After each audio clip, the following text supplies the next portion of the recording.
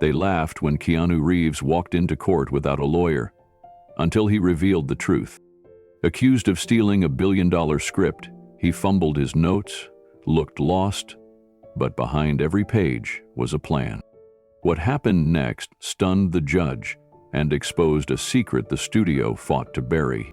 Before we continue this incredible story, let us know where you're watching from. If you enjoy stories like this, subscribe to the channel because tomorrow we have another inspiring story you won't want to miss. The morning air outside the Los Angeles federal courthouse was unusually still, the kind of quiet that hinted something unexpected was about to unfold. Reporters huddled near the steps, murmuring with speculation, their cameras ready, expecting a high-prefaces showdown in a low-prefaces case. But no one anticipated who would walk through those courthouse doors alone. Keanu Reeves. Wearing a weathered gray blazer over a black t-shirt and jeans that had clearly seen better days, he stepped quietly into the packed courtroom. No entourage, no defense team. Just him, carrying a worn leather satchel that looked more like it belonged on a poet than a defendant. He paused, scanned the room, then walked to the defendant's table and sat down alone.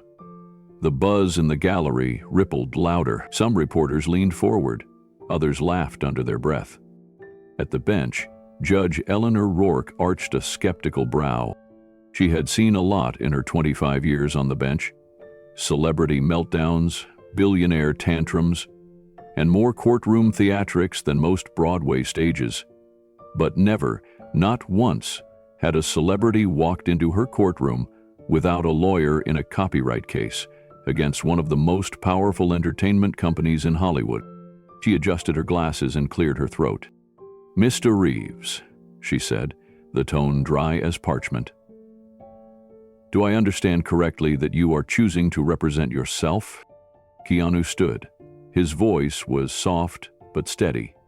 "Yes, Your Honor." A light chuckle ran through the courtroom. Even the court clerk let out a breathy laugh she quickly stifled. Judge Rourke gave no smile, just a slight shake of the head. "Well then," she said, "this should be enlightening." From the opposite side of the courtroom, a tall, immaculately groomed man in a tailored navy suit stood confidently. Bradford Voss, the lead counsel for Westark Studios. His shoes gleamed like mirrors. His expression was polite, but beneath the surface everyone could see it. He was savoring this already. "Your Honor," Voss said, bowing slightly. "With your permission, I'd like to begin opening statements." Judge Rourke gestured with a flick of her wrist. "By all means." Voss clicked a remote. A large screen illuminated behind him with a sleek Westark logo. "Ladies and gentlemen," he began smoothly, "this case is simple. Mr. Reeves, a beloved actor and public figure, produced an independent film using key concepts, characters, and sequences lifted directly from screenplays submitted in confidence to Westark Studios over the past 5 years. He clicked again. Diagrams, flowcharts, side-by-side comparisons. The gallery nodded along. It was clean, convincing, ruthless. When Voss finished, he adjusted his tie and returned to his seat like a man already tasting victory. Judge Rourke turned to Keanu. "Your opening, Mr. Reeves." Keanu stood, fumbled through his bag, pulled out a crumpled sheet of notes, and promptly dropped them. Laughter. Again. He bent down slowly to pick it up, then stood, looking at no one in particular. "I'll let the truth speak," he said. "I just need a little time." The judge stared. "This court is no place for improv, Mr. Reeves." And the room erupted. But Keanu didn't flinch. His eyes, calm and unreadable, stayed locked on the evidence screen. A trap was forming. The courtroom calmed, but only slightly. Whispers and smirks lingered in the air like dust that refused to settle. Judge Rourke tapped her gavel twice, not out of anger, but to re-establish rhythm. She leaned forward, eyes narrowing. "You'll have your time, Mr. Reeves. But if you plan to rely on instinct and charisma alone, you'll find this courtroom far less forgiving than a film set." Keanu nodded once, quietly. Understood, Your Honor. He sat back down, folding the crumpled sheet into a neat square and slipping it into his coat pocket. A few jurors exchanged glances. Some still carried the assumption that this would be a short trial, open and shut. An indulgent actor thinking his charm could override decades of legal precedent. Bradford Voss smiled to himself, already jotting down notes for his next move. He didn't see an opponent. He saw a spotlight-hungry amateur making a fool of himself. But someone was watching, more closely. From the third row, a young woman in a black blouse and oversized blazer scribbled something in a notepad. Her badge read, Sasha Delacroix, LL, Times. She had covered a dozen courtroom dramas before, and something about Keanu's behavior didn't sit right with her. It wasn't arrogance. It wasn't confusion. It was something else. Stillness. Across the courtroom, Voss stood again and motioned toward the evidence cart. Your Honor, before we proceed with the first witness, I'd like to submit Exhibit A, Westark's internal concept database, including time-stamped screenplay submissions, proof of chain of custody, and draft comparisons showing identical phrasing and plot sequences. He paused for effect. These are, I assure the court, not coincidences. Judge Rourke nodded. So entered. Mr. Reeves, do you object to the inclusion of this evidence? Keanu stood slowly. No, Your Honor. Do you plan to contest the chain of custody or the originality of the material? Eventually, a wave of laughter returned like an echo bouncing off courtroom walls. Judge Rourke arched a brow again, clearly unimpressed. Eventually is not a legal term, Mr. Reeves. Keanu didn't smile. Noted. He sat back down. Voss smirked again and whispered something to his junior associate. A few heads turned in the gallery. Sasha kept her pen moving. The judge tapped her notes with a pencil. Then she looked up and adjusted her robe. Let the record show, she said flatly, that Mr. Reeves has opted to forego formal objection for now. Mr. Voss, you may proceed.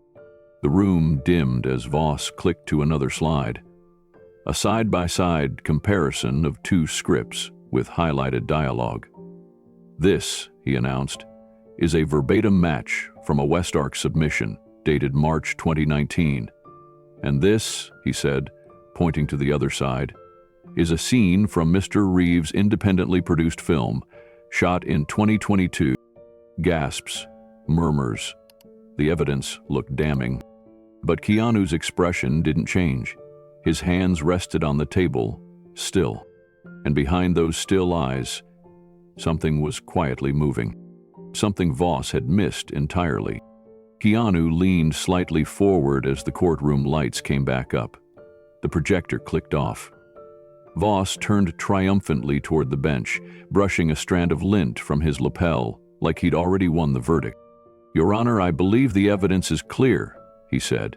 Not only was this intellectual property stolen, but Mr. Reeves' decision to proceed without counsel reveals an alarming disregard for legal procedure. Judge Rourke looked over her reading glasses, unimpressed by the theatrics. We'll let the evidence speak for itself. You may call your first witness. Voss gestured. A man in his 40s stepped forward. Westark's senior development executive, Isaac Lerner. He took the stand, swore in, and sat with practiced ease. He had a slick haircut, a perfect smile, and the confidence of someone who had testified before. Mr. Lerner, Voss began, please describe your role in the development of the screenplay titled Solace Divide. I led the pitch sessions, supervised the drafts, and compiled all creative notes. It was one of our flagship projects, shelved only when we believed elements had been compromised.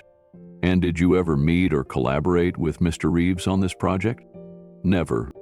Did Westark share this material with him at any point? No. In fact, we were shocked when his trailer dropped.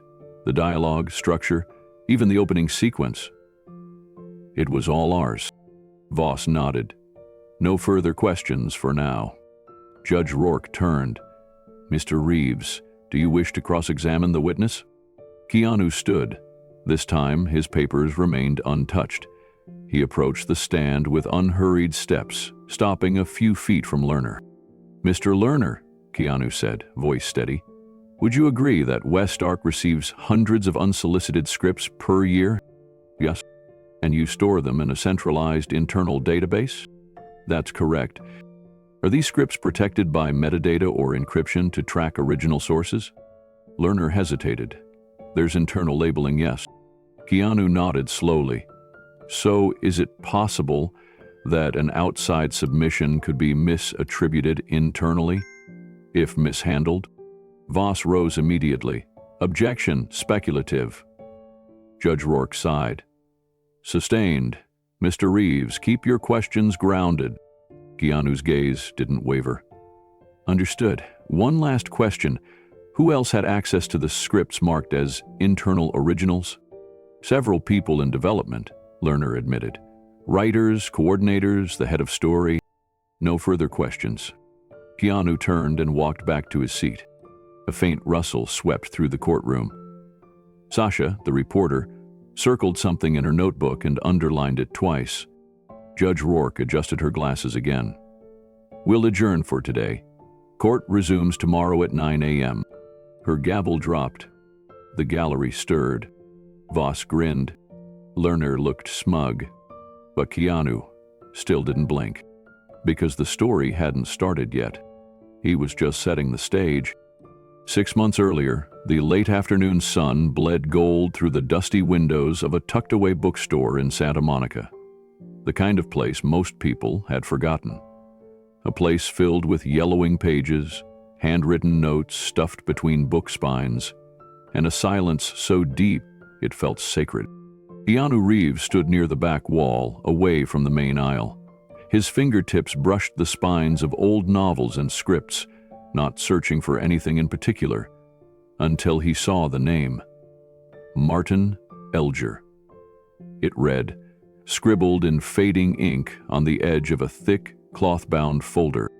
Martin had been a friend, a forgotten genius of the screenwriting world. Retired for more than a decade, he'd lived out his final years quietly, lost in memories and movies he never got to make. They had talked often, especially during quiet, contemplative evenings. Keanu had admired his mind, his honesty. When Martin passed away, it felt like a page had turned in Keanu's own story. Now, as he opened the folder, something stirred. Inside were 5 scripts, all written in longhand and typed drafts. Most looked like time had passed them by, dated plots, fading formatting. But one stopped him cold. The forgotten side. He sat down cross-legged on the floor and began reading. The writing was raw but poetic, a story about memory, guilt, and redemption. It wasn't flashy, but it was real, honest, the kind of story that whispered rather than shouted. And somewhere deep inside, Keanu felt something click. He knew what he wanted to do, not just make the film, but make it right. Not for profit, for legacy. He reached out to the only surviving family member he could find, Martin's daughter, Claire Elger. She worked at a community college in Burbank and picked up the phone with cautious curiosity. When Keanu explained who he was and why he was calling, she didn't answer right away. Then she whispered, "You remember my dad?" "I never forgot him," Keanu said. "And I want the world to remember him too." Claire agreed. She emailed him formal permission to adapt the script and granted him full creative control. She wanted nothing in return, just her father's name in the credits and the promise that his work would finally be seen. Keanu gathered a small, hand-picked crew of indie filmmakers, people who cared more about storytelling than spectacle. For the next 2 months, they worked quietly, filming on location, staying true to Martin's vision. No big trailers, no studio interference. His heart. They finished post-production on a quiet Sunday evening. The next morning, everything changed. The cease and desist letter arrived by courier the following day. Heavy envelope, gold West Ark Studios logo stamped in the corner, the kind of letter that wasn't meant to open a conversation. but to end one. Keanu sat alone at his kitchen counter, slowly reading each line. The words felt sterile. Legal threats wrapped in industry politeness. Unauthorized use. Confidential property. Script similarities. Pending legal action. And one line that stopped him mid-breath. Westark Studios has reason to believe your film unlawfully incorporates narrative elements derived from a private pitch meeting conducted in 2017. Keanu stared at that sentence for a long time. He had never received a pitch from Westark, not in 2017, not ever. He checked his calendar archives, emails, meeting logs. He went through every folder from that year. Nothing, no contact, no pitch, no record, nothing tied to a film called Echo Light, the script Westark claimed to be protecting. The only thing Keanu had was Martin Elger's original draft, complete with handwritten notes and copyright timestamps dated years earlier than Westark's so-called confidential concept. But that didn't matter. Westark wasn't just any studio. They had legal muscle, reputation, PR reach. They knew that dragging someone into court was often enough to scare people into settling, regardless of the truth. Keanu wasn't most people. Still, as news of the lawsuit leaked, likely from Westark's own team, social media began spinning. Industry blogs speculated wildly. Did Keanu copy a studio project? Indie darling or copyright thief? Headlines buzzed with suspicion before he'd said a word. And Westark? They stayed quiet, calculated. By the time Keanu walked into court, they had already painted him as a reckless creative stepping on studio toes. Their lead counsel, Bradford Voss, was a courtroom veteran. Clean-cut, sharp-tongued, confident. He had represented 2 major networks in similar cases and was known for one thing: winning. That morning, as Voss laid out his opening argument in court, armed with PowerPoint slides, printed email threads, and timelines of their so-called development process, Keanu sat silently, scribbling notes on yellow legal paper. No dramatic objections, no speeches, just listening. The judge, Eleanor Rourke, leaned slightly forward, watching Keanu with curiosity. So far, he hadn't even stood to respond. It looked like a man cornered. "You'll note, Your Honor," Voss said, "that our client's internal records show the creation of a story titled Echo Light, with thematic and structural similarities to Mr. Reeves' film The Forgotten Side. These include a grieving male protagonist seeking emotional redemption through a symbolic journey." Rourke nodded. "I see. And you claim this was pitched to Mr. Reeves directly?" "We do," Voss confirmed, "via his agent at the time." Keanu looked up then, calmly. "My agent in 2017 was overseas on medical leave." The courtroom hushed. Even Voss blinked. Rourke tapped her pen on the bench. "Interesting. You'll both have ample opportunity to produce documentation. Let's proceed." After the session adjourned for the day, Keanu stepped out of the courthouse into a small knot of quiet reporters. He said nothing, just kept walking, head down, until he reached the black sedan waiting for him by the curb. Grace Lim, his longtime assistant and friend, sat in the back seat with a tablet in her lap, already pulling up industry news. "They're spinning it hard," she said. "Variety's quoting studio insiders, claiming you saw Echo Light years ago." He nodded slightly. "Let them." Grace tilted her head. "You're planning something." "Not yet," he said. "But I need to find someone." "Oh." "The screenwriter's daughter, Claire Elger. I haven't heard from her since we started filming." Grace raised an eyebrow. "You think she knows something?" "I think someone might have gotten to her," he said. 2 hours later, they tracked Claire to a modest walk-up in Pasadena. She looked surprised to see Keanu, but not frightened, just wary. The way someone looks when they've been given a reason not to trust easily. "You shouldn't be here," she said quietly. "It's too late." "Claire," he replied, "they're saying this film wasn't your father's. They're trying to bury everything he left behind. She looked down. They offered me money to walk away from the rights. I didn't take it, but I didn't have a lawyer, and then things got complicated. There were forms I didn't understand. I just wanted to keep one copy for myself. Keanu felt a chill rise. Did they get to the original? She nodded. I kept one draft, but the folder, his notes, his registration stamps, those disappeared after I met with someone from Westark. They told me they were archiving it for protection. I never saw the file again. He clenched his jaw, quiet fury. Claire, I need whatever you have left, anything, even the smallest piece.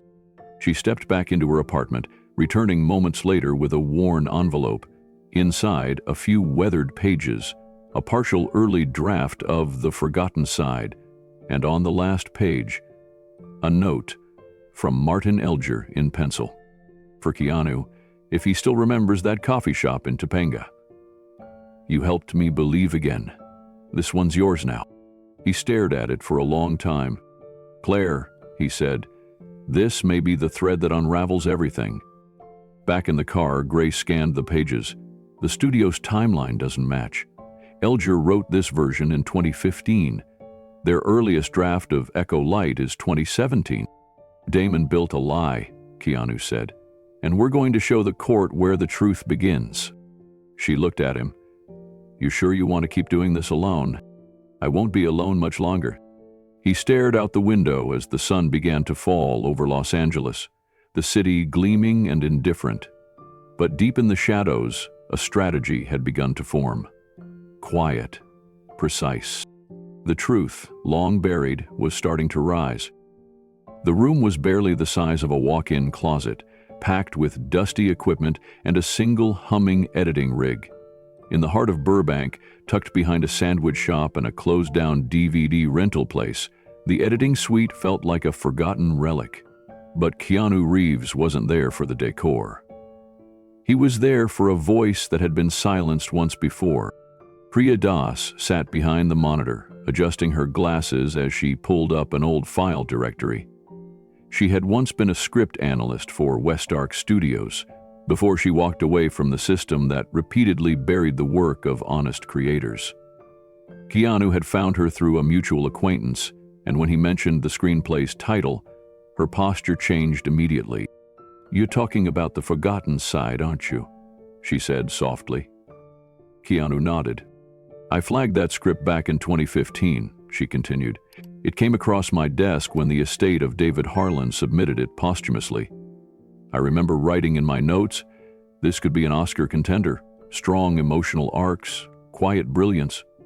I fought to get it seen, but then nothing. It vanished. She turned the screen toward him. On it were internal notes, old enough to be buried but still archived in her personal records. Her name was on the review, her timestamp, her comments. Keanu leaned in. So it was with Westark? Yes, briefly. And then, removed from circulation. I asked about it twice and was told to prioritize more commercial content. I didn't know what that meant until I realized they had a pattern. Scripts that didn't fit their immediate mold got locked away. But later, bits and pieces would reappear in new projects, familiar characters, similar themes. He exhaled slowly, absorbing every word. They're claiming now that I stole this from a private pitch meeting I never even had. Priya looked at him for a long moment. They're not just trying to win a lawsuit, Keanu. They're trying to erase the original voice behind that story, your friend's story. I need you to testify, he said. Priya hesitated. If I do, my career in studio development is over. Westark will make sure of that. Keanu's voice was calm, but full of gravity. You were the only one who saw its worth back then. Maybe you're the only one who can help others see it now. She looked down at the screen one more time, the memory of that first read, the ache in her chest when she knew the story mattered. Then she nodded. Okay, I'll do it. A few blocks away, Milo, Keanu's ever-diligent assistant, sat hunched over a laptop in a coffee shop. He had been scouring script databases, registry timestamps, and submission logs for hours. When he found what he was looking for, he nearly spilled his espresso.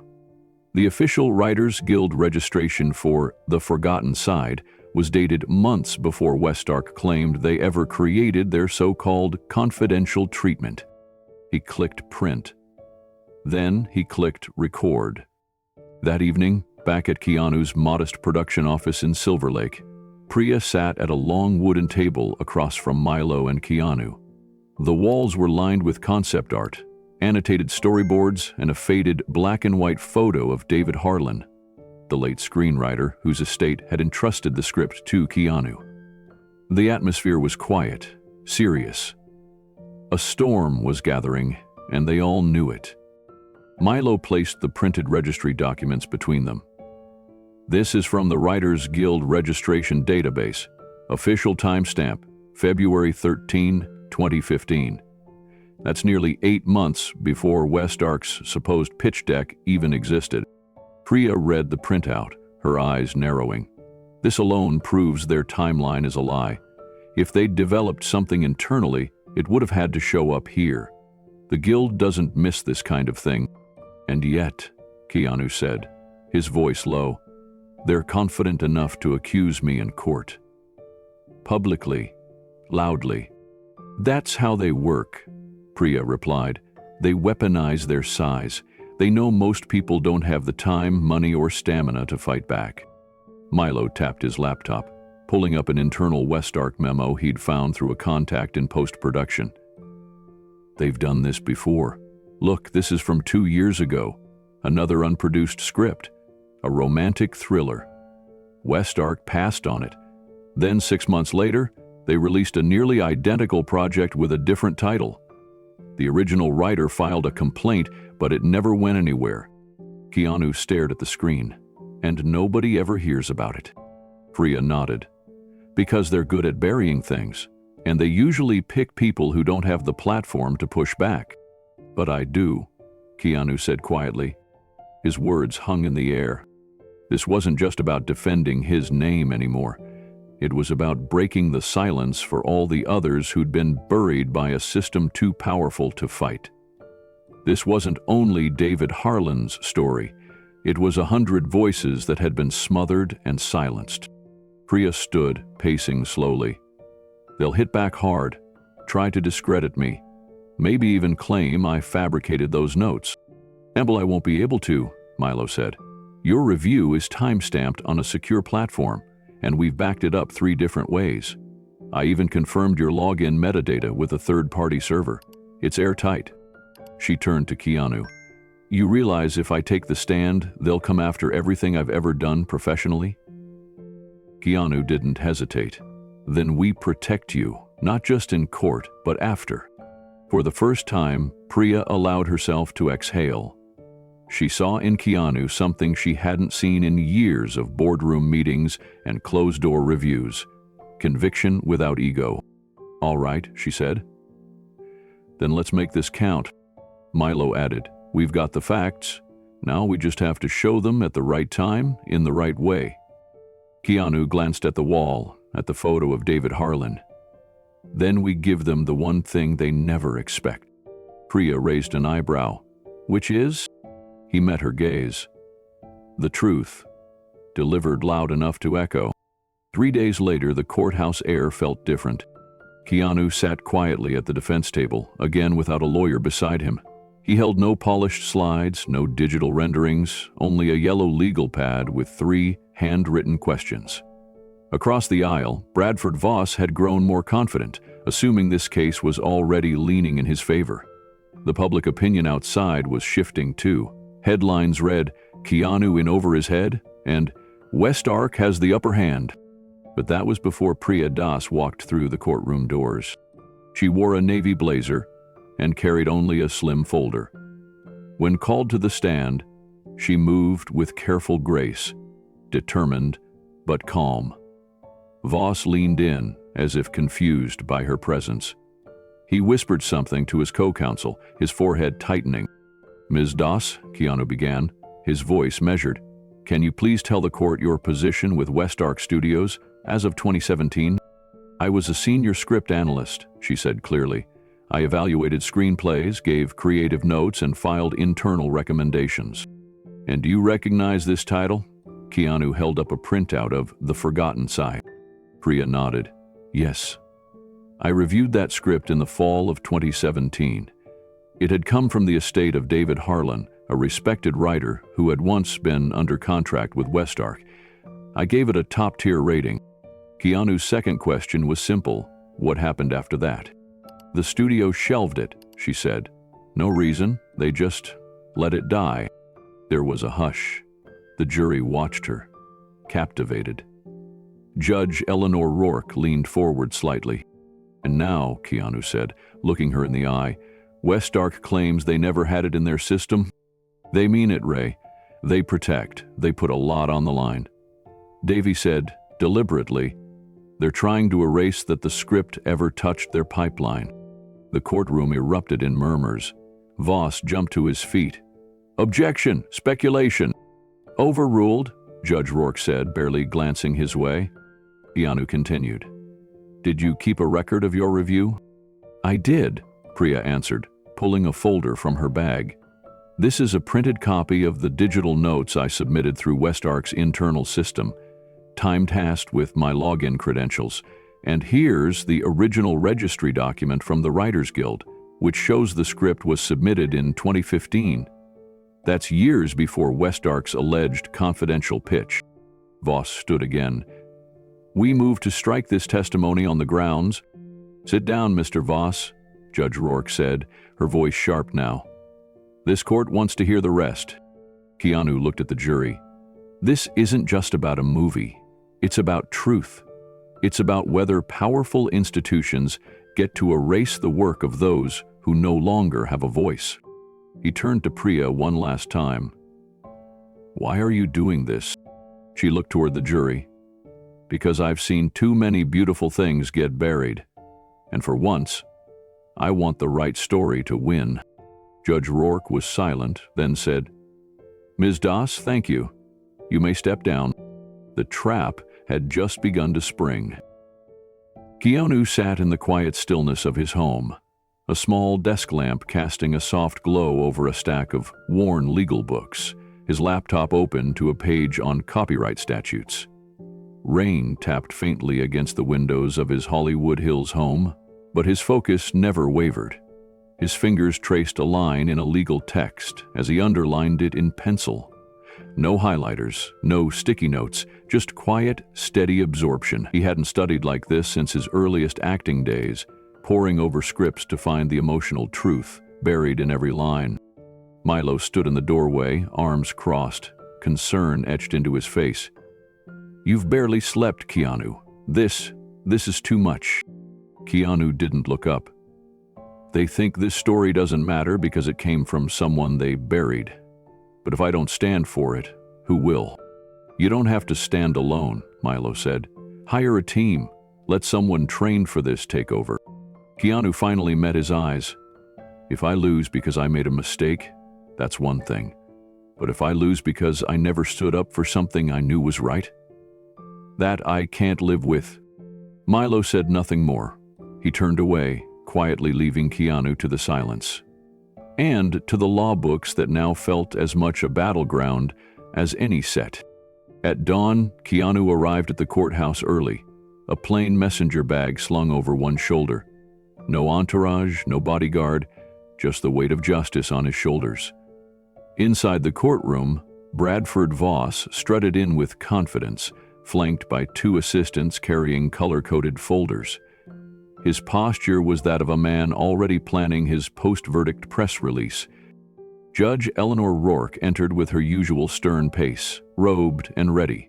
Her glance at Keanu was quick, unreadable. Proceed, she said, and Voss did, with flair. His second witness of the day was a polished Westark executive named Simone Galvez, who wore a crimson suit and delivered her testimony with the precision of a TED Talk.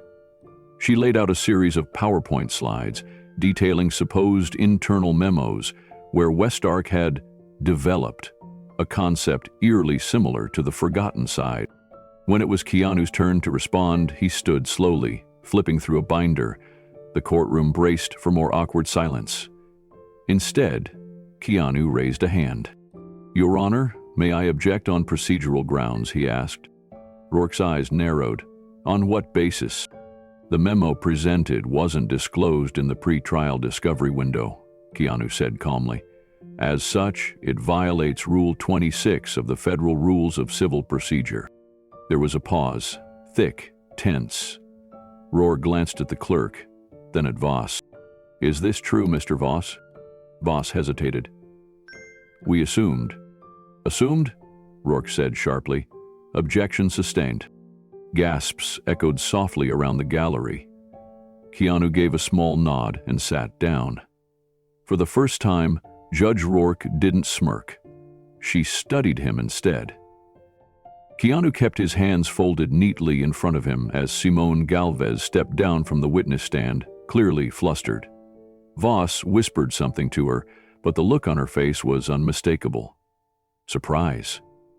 She hadn't expected Keanu to land any punches, let alone on a technicality that even seasoned lawyers sometimes missed.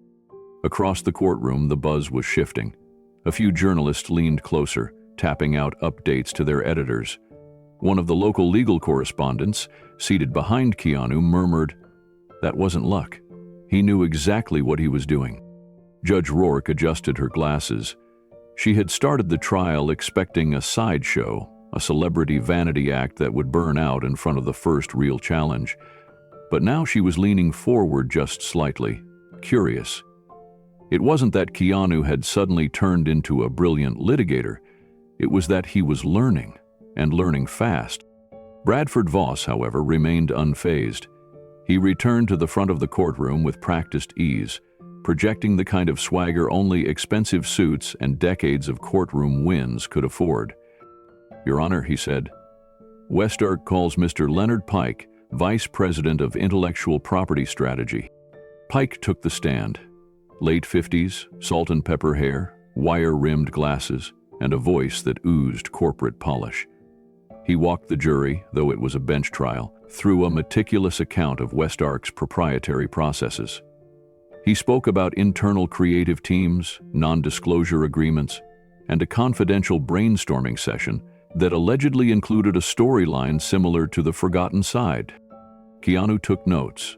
He didn't interrupt. He just listened. And when Judge Rourke asked if he had any cross-examination questions, he simply said, "Not at this time, Your Honor." The choice raised eyebrows. Why pass on questioning the very executive whose testimony was central to Westark's claim? Outside the courthouse during recess, a few bloggers huddled near the steps, comparing quotes. One of them shook their head. "I can't tell if Keanu's playing possum or if he's really that under..." Back inside, the court resumed. Voss called his next witness, Paula Kim, Westark's VP of Development. She described meetings, phone calls, and pitch decks that referenced themes loosely connected to The Forgotten Side. But it all felt too perfect, too staged. There was no spontaneity, no risk in her testimony, just a company's carefully crafted version of the truth. As she spoke, Milo, sitting behind Keanu, nudged his phone forward. Keanu glanced at the screen. It was a message from Priya. "Got it. The timestamp matches. Westark's internal memo came after the original script registration date. I'll print everything." Keanu allowed himself the smallest exhale. Across the aisle, Voss noticed. He raised an eyebrow, wondering what Keanu had just learned. But Keanu didn't look his way. He simply resumed writing, his notes a quiet storm gathering strength, page by page. That night, back at home, Keanu sat alone at his kitchen table with a mug of black coffee gone cold beside him. The room was quiet except for the faint ticking of the wall clock and the occasional flip of a page. Open across the table were scattered law books, old notebooks, and printed statutes on copyright and fair use. A legal pad sat in front of him, nearly filled with margin notes, underlines, and stars. He rubbed his eyes, then looked at a dog-eared book, Copyright Law in Creative Practice. He flipped to a highlighted section on derivative works and reread it slowly, mouth moving silently through the definitions. His eyes were tired, but his posture remained upright. Milo stepped in from the hallway, concern written all over his face. "Keanu, come on. This isn't sustainable. Just let someone else handle it. We can hire a whole legal team tomorrow morning." Keanu didn't look up. "If I lose because I hired the wrong people, I'll survive that.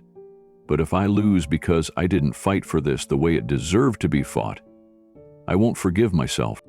Milo hesitated. "But you're not a lawyer." Keanu finally looked at him. His voice was calm. "No, but I know what's right. And I know this script meant something to the man who wrote it. I owe it to him to stand up when it counts." The silence hung in the air for a long moment before Milo finally gave a small nod and walked back down the hallway. Keanu returned to his notes. The next morning, court resumed. Voss walked in, smiling, confident.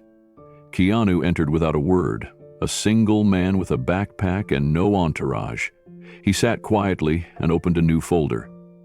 Judge Rourke banged the gavel and called the court to order. Voss resumed with another polished witness, walking through timelines and legal jargon. But something in the air had changed. As Voss finished his direct and turned to Keanu, expecting no cross as before, the actor rose.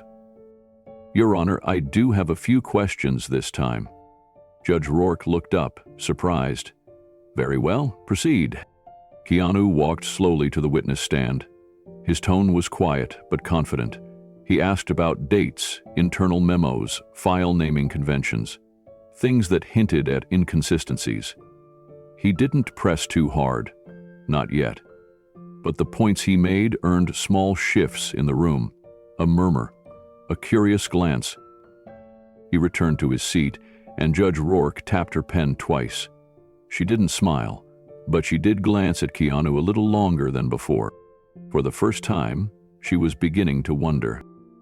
The diner smelled like burnt coffee and fried eggs, the kind of place where stories either started or ended. Keanu sat in a booth by the window, watching the rain tap gently on the glass. He wore his usual black hoodie, quiet and unassuming, blending into the grayness of the morning. Across from him, Priya Das slid into the seat, glancing over her shoulder as if being followed.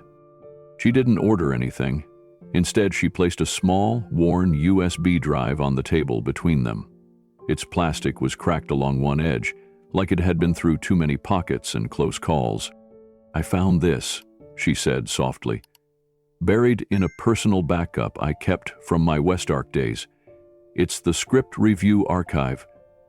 And this," she tapped the USB with her index finger, "this has everything, including the original analyst report on The Forgotten Side." Keanu's eyes lifted slowly to hers. "It was flagged as high priority," Priya continued. "Top-tier narrative potential. Future awards contender." I remember the exact words.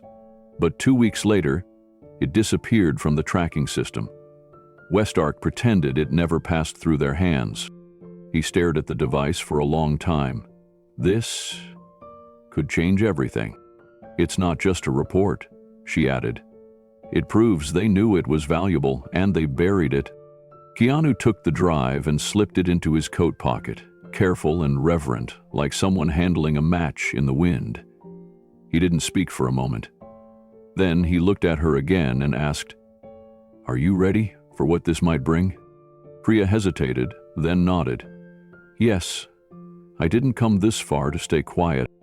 Meanwhile, across town, Milo sat hunched over an old laptop in a cluttered storage room filled with outdated AV equipment. Dust floated in the beam of a flickering desk lamp as he fast-forwarded through archived footage from a film festival panel held nearly 4 years ago. His fingers paused on the keyboard.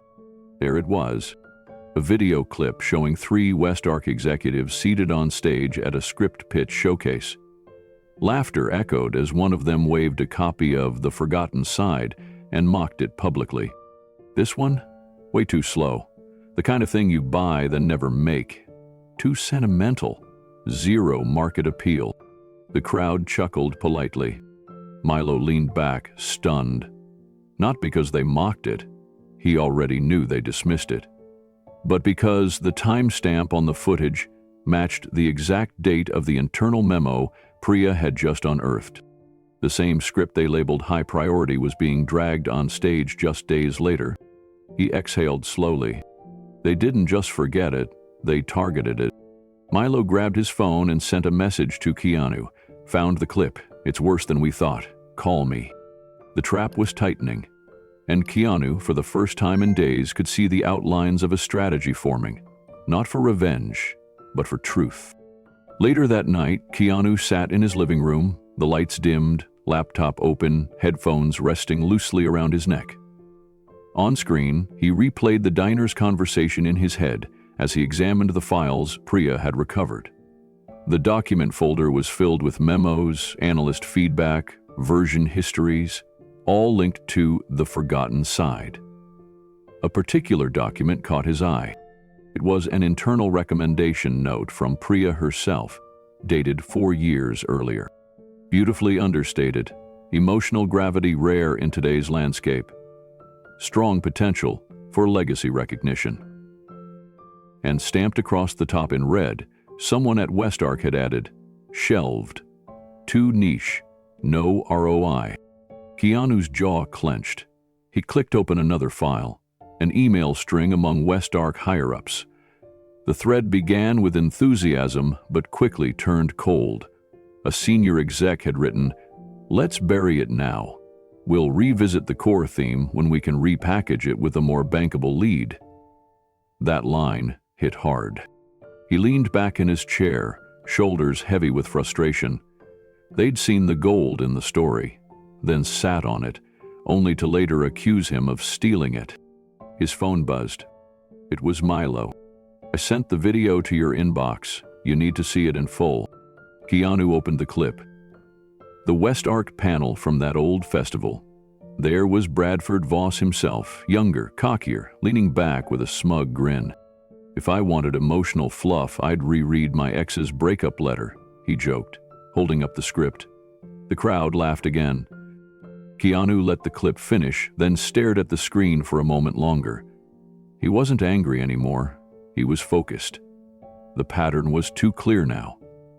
Westark had ridiculed the script in public to mask what they had already decided behind closed doors, to keep it for themselves and later recycle it under their control. The next day in court, Keanu said almost nothing. No outbursts, no theatrics. He quietly reviewed documents as Voss strutted through another confident round of questioning with a studio VP. Judge Eleanor Rourke watched Keanu closely now. The same man who had fumbled his papers just a few days earlier was different today. More composed, more deliberate. He would occasionally glance up, scribble something down, then lean back and nod at Milo with a look of assurance. When court recessed for lunch, the judge remained in her chair for a moment, her eyes lingering on Keanu. Something about him struck her. She remembered being a young law clerk, underestimated because she was quiet, how the senior partners mistook her silence for weakness, until she dismantled their case with a single clause they'd missed. She could see something similar now. Not bravado, not strategy for show, real resolve. Keanu wasn't performing. He was preparing, and slowly, the tide was beginning to shift. That evening, back at the apartment, Keanu sat on the balcony with Milo. The Los Angeles skyline shimmered in the distance, but Keanu's eyes stayed on the USB drive in his hand. He turned it slowly between his fingers, the weight of its contents heavier than it looked. "You think it's enough?" Milo asked, keeping his voice low. "It's a start," Keanu said. "But this isn't just about proving I didn't steal anything. It's about showing what they do to people who don't have power, who don't have a voice." Milo leaned forward. "So what's next?" Keanu glanced back inside, where the documents from the USB were laid out on the coffee table, beside old newspaper clippings, email printouts, and screenshots. One headline caught his attention. "Westark acquires indie script for 7 figures. origin disputed. He shook his head slowly. We show the pattern, not just one moment.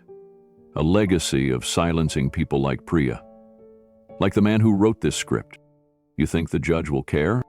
Keanu looked back at Milo. She will, I can see it. She's watching differently now. Milo nodded, then smiled faintly. You're starting to remind me of the characters you used to play. Keanu chuckled softly. Let's hope this one has a better third act. The next morning in court, Keanu entered with that same quiet energy. Not flashy, not angry, just steady.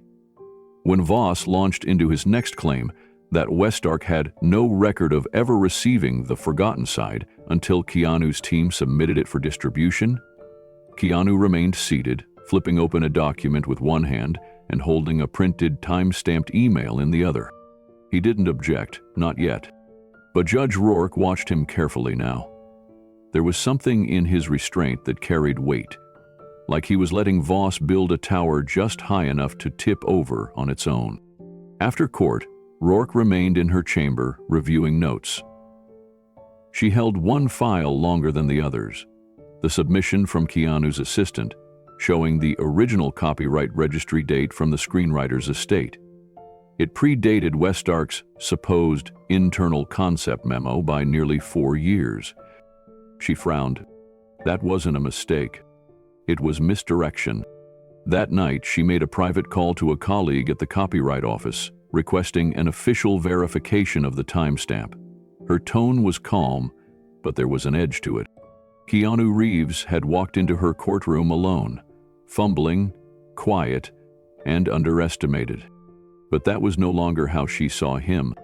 She saw someone patient, methodical, and maybe, just maybe, someone about to turn this entire case upside down. The courtroom was fuller now, more spectators than on day one. Word had gotten out. Keanu Reeves, representing himself in federal court, was no longer just a curiosity. He was becoming a presence. But as he shuffled into the courtroom that morning, Keanu looked anything but commanding. His blazer was wrinkled. His hair hung in loose strands. A smudge of ink stained his left hand, and when he sat, he accidentally knocked over his water glass. It spilled across his legal pad, soaking the front page of his handwritten notes. Voss raised an eyebrow and grinned. Maybe Mr. Reeves should stick to acting, he muttered to the gallery, just loud enough to earn a ripple of restrained laughter. But this time, Judge Eleanor Rourke didn't join in. Her gaze was sharper now, colder. She looked at Voss, then at Keanu, and when she spoke, it was only to him. You wish to proceed, Mr. Reeves? Keanu dabbed at his notes with a tissue, folded the wet paper in half, and rose without a word. He didn't ask for a recess. He didn't look flustered. He simply walked to the center of the courtroom and gestured to the chalkboard set up near the jury box. Your Honor, he said quietly, if I may, I'd like to offer a visual explanation of Westark's copyright filing process. I believe it might clarify a few things. Voss scoffed, but the judge nodded once. Proceed. Keanu picked up a piece of white chalk and drew a horizontal line across the board. Calmly, deliberately, he marked 3 points along the line: script submission, copyright filing, and internal review. Beneath each, he wrote a date. Then he turned and spoke without notes, his voice steady but not theatrical. Westark claims that the original idea for their film, Sundial, was developed in February 2021. But according to their own internal documents, specifically metadata attached to the analyst reviews, the version they say was stolen already existed in December 2020, under a different name. He circled the dates. Now, here's where it gets difficult, because that's also the same time frame in which the estate of Paul Lantham, the screenwriter I'm honoring, registered the forgotten side. He turned to the board again, writing the registry ID next to the December date. Then he faced the judge. I'm not a lawyer, I'm not trying to impress anyone. I'm just trying to show what the documents already tell us. These timelines don't match up by accident, and someone hoped you wouldn't look closely." There was a pause, not a sound from the gallery. Then Judge Rourke leaned forward, tapping her pen twice on the bench. "That was surprisingly thorough, Mr. Reeves." Voss didn't smile this time. And just like that, the room stopped laughing. The next witness was a senior data manager from Westark, called by Voss to validate the studio's claim timeline. He wore a slick navy suit, hair perfectly combed, and spoke in clean, practiced sound bites. He emphasized the company's commitment to intellectual property integrity and framed Keanu's film as a rogue production exploiting shared thematic territory. Keanu sat still through the testimony, fingers interlocked, jaw tight. But he wasn't rattled, not anymore. When his chance came to cross-examine, he didn't walk up right away. He paused at the defendant's table, glanced once at Milo, then rose with quiet confidence and approached the stand. "Mr. Redding," Keanu said, "could you please confirm the date Westark submitted its sundial script to the Copyright Office?" The man nodded. "February 12, 2021. And the script review cycle for that submission, was that standard?" "Yes. 4-week internal review before external filing." Keanu turned slightly to face the jury. "So, your earliest internal draft would have been created by mid-January?" "That's correct." Keanu walked to the evidence display and tapped a document on screen. "This is a metadata readout from your internal database. It lists a review file for a script titled The Forgotten Side, flagged as high priority, dated December 22, 2020. Redding's face tensed. "That's not the same project." "Maybe not," Keanu said gently, "but your analyst Priya Das filed that review, and your own server labeled it with the same project code, later associated with Sundial." He let the words sit for a moment, then continued. "So either the code was recycled for a different project, a violation of Westark's own documentation protocols, or the original file was renamed to match the new narrative." The jury looked uncertain. Some leaned forward. Voss's face darkened. "Mr. Reeves," Judge Rourke interjected, "are you suggesting that Westark rebranded an existing script to fit their timeline?" "I'm not suggesting it, Your Honor," Keanu said calmly. "I'm pointing out that the evidence suggests it for me."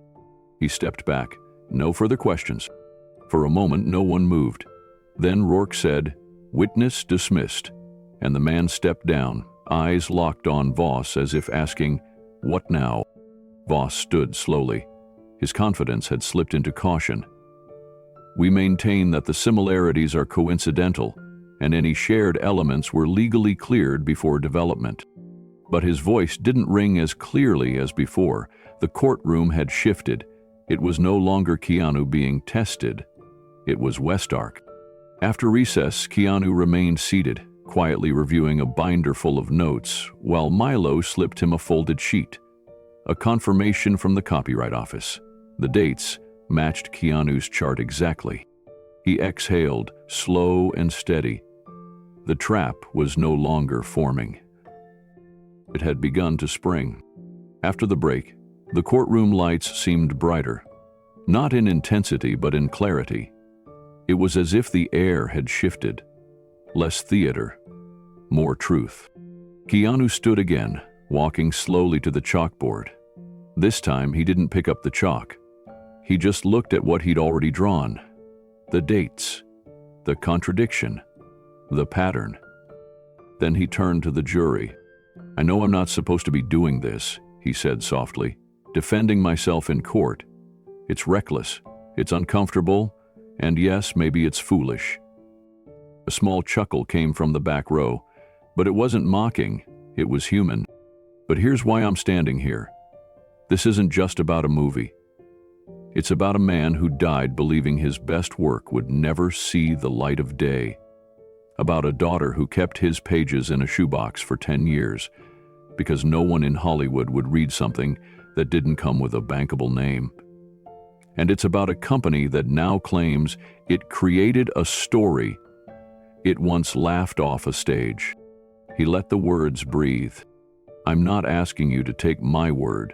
I'm asking you to look at the facts, the timeline, the records, the reviews. You've seen the documents, you've heard the testimony. Something doesn't add up. He stepped away and sat down, his voice trailing off like a closing note in a piano piece. There was no dramatic ending, no final blow, just silence. And that silence held more weight than any objection Voss could raise. Judge Rourke turned slightly in her chair. Her gaze lingered on the chalkboard again, then moved to the binder on her bench.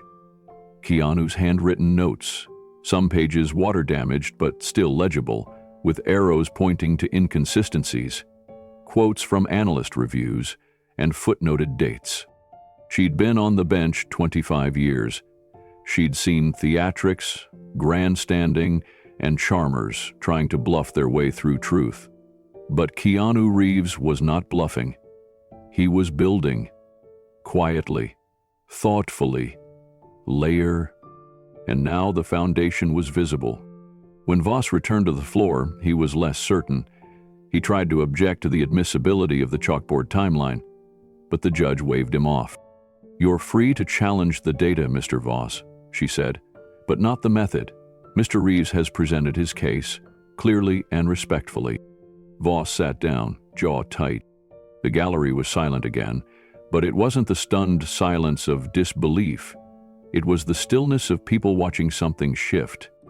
A man who had walked into court alone, ridiculed and underestimated, had just forced an entire legal team onto the defensive with a piece of chalk and a handful of dates.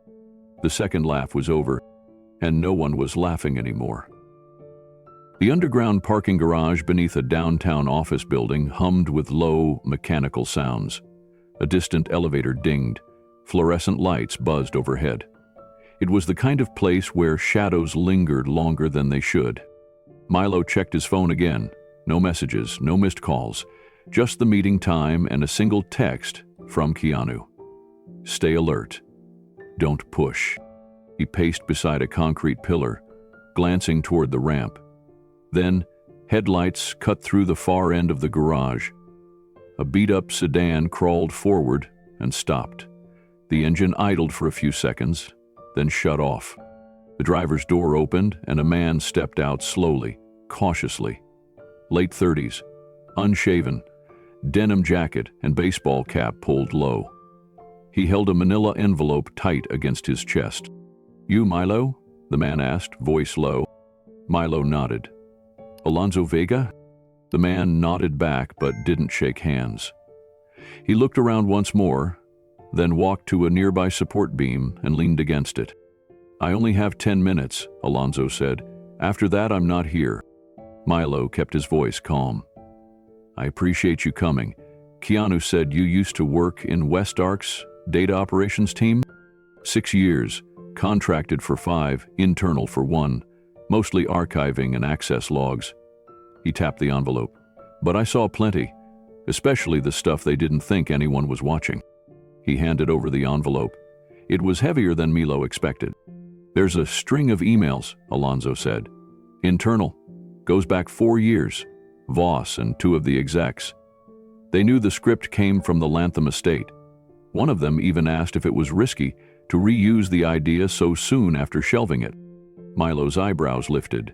And Voss? Voss told them to scrub the file trail, called the script perfect raw material, said they'd sweep it under the rug, repackage the core concept and push it with a commercial lead. He paused. There's a memo from legal, too, warning him that metadata might still tie the project back to the original writer. Milo looked down at the envelope, the weight of its contents suddenly very real. Why now? He asked. Why come forward? Alonzo hesitated, then looked off toward the empty ramp. I watched the hearing yesterday. I saw him just stand there with a piece of chalk. No bluster, no show, just truth. And I realized I helped bury a man's legacy. I was part of it. Milo nodded, his voice soft. You're doing the right thing. I hope so, Alonzo said, but I'm gone after this. If they find out I talk— Bailey won't, Milo interrupted. No names, no trails.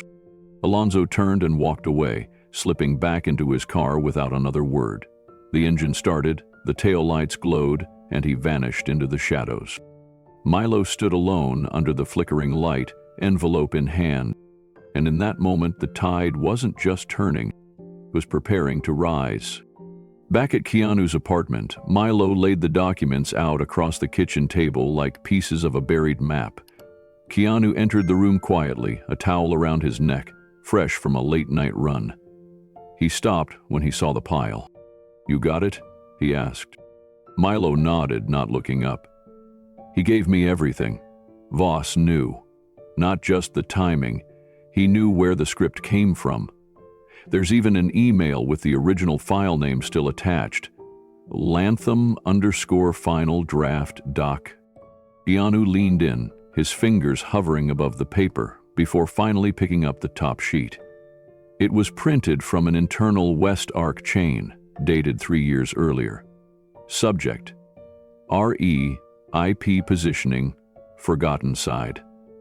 Treatment. The words that followed chilled him. Voss had written, "If we tweak the structure and strip the tone, we can still make it marketable. The estate's quiet, they have no representation.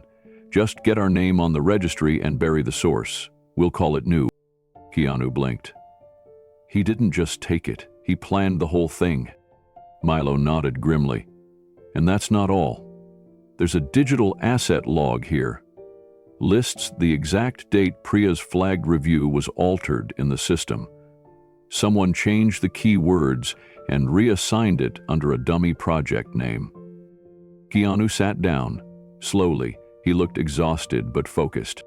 This is enough to end the trial, Milo said. You could present this tomorrow. It proves fraud, suppression, intent. But Keanu didn't respond right away. He reached for another document. A memo from West Arc Legal advising caution about metadata exposure. The wording was technical, but the meaning was clear.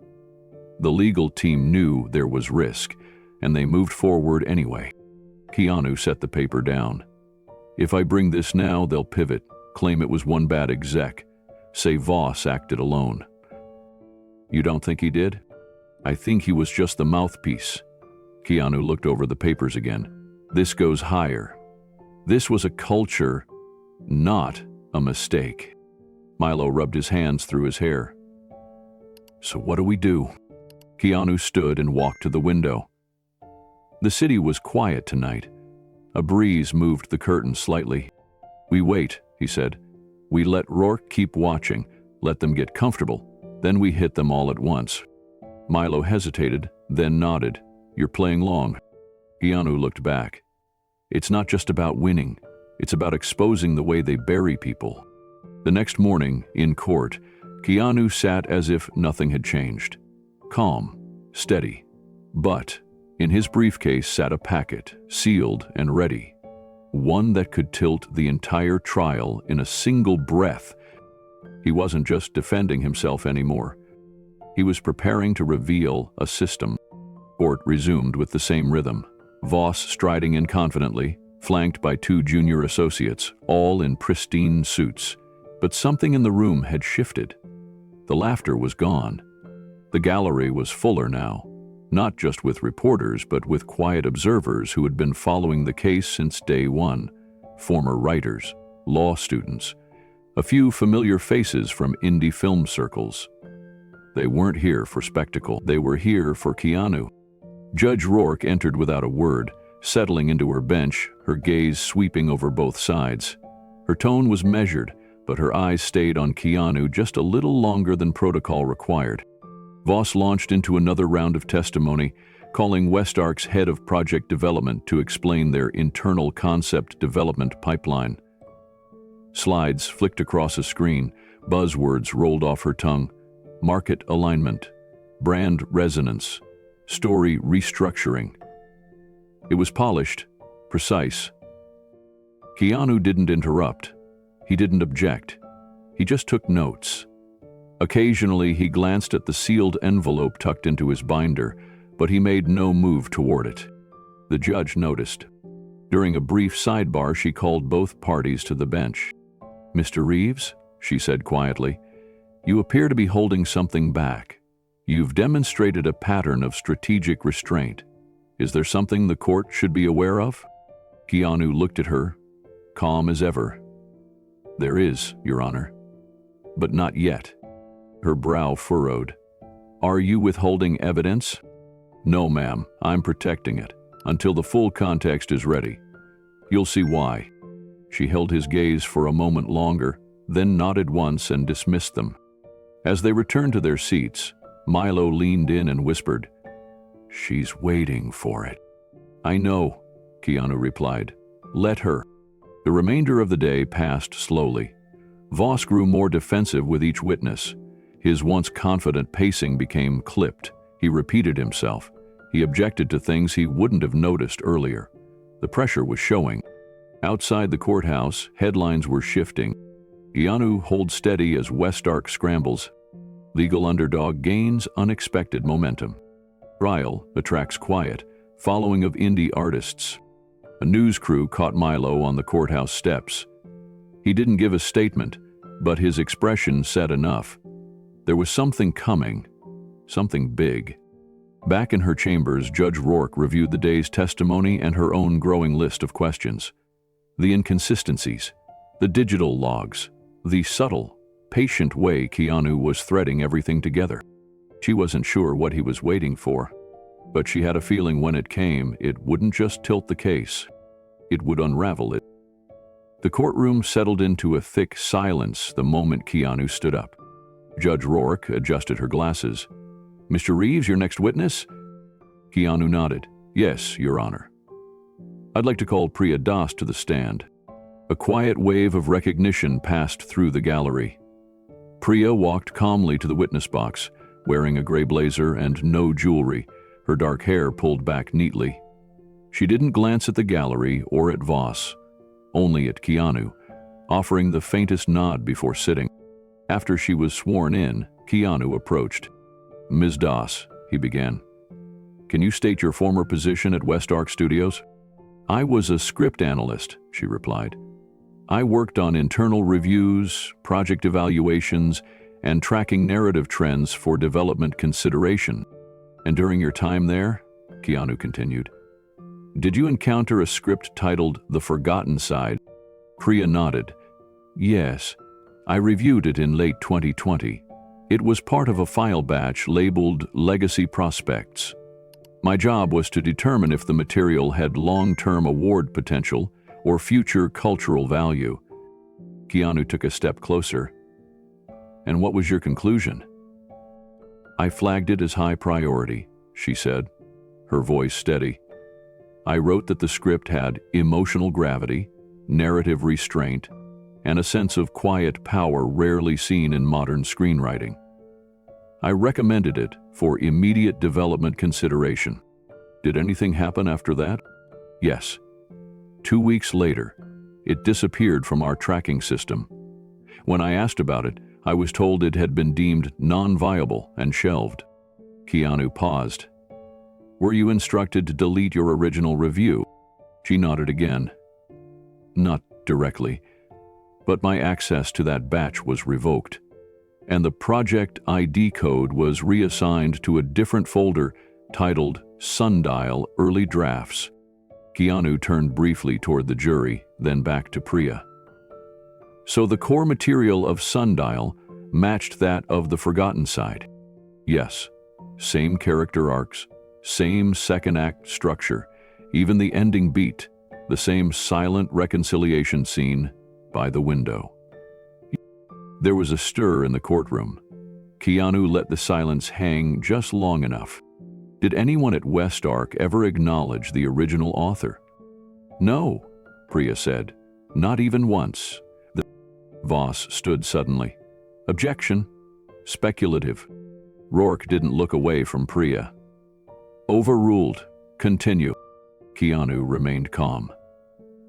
Ms. Das, were you ever present during any internal conversations where this script's origin was discussed? Yes. In early 2021, during a strategy meeting, I heard Bradford Voss say, "Nobody will know where it came from. We'll put it out when we've got a face that sells it." Gasps echoed across the room. Keanu took a breath. "No further questions, Your Honor." Voss stood slowly, jaw tight, and the courtroom braced itself for the cross-examination. Voss approached the witness stand with a look that tried to be polite but didn't quite hide the irritation beneath it. "Ms. Das," he began, "you mentioned a file batch called Legacy Prospects. Would you agree that Westark reviews dozens, sometimes hundreds of speculative scripts each quarter?" "Yes," she replied. "And that not all scripts flagged as high quality are selected for production?" "Correct. But that's not what happened here." Voss ignored the interruption and continued. "Isn't it possible that the forgotten side was simply too niche, too sentimental, as your own department's summary later stated?" "That was not my summary," Prio said firmly.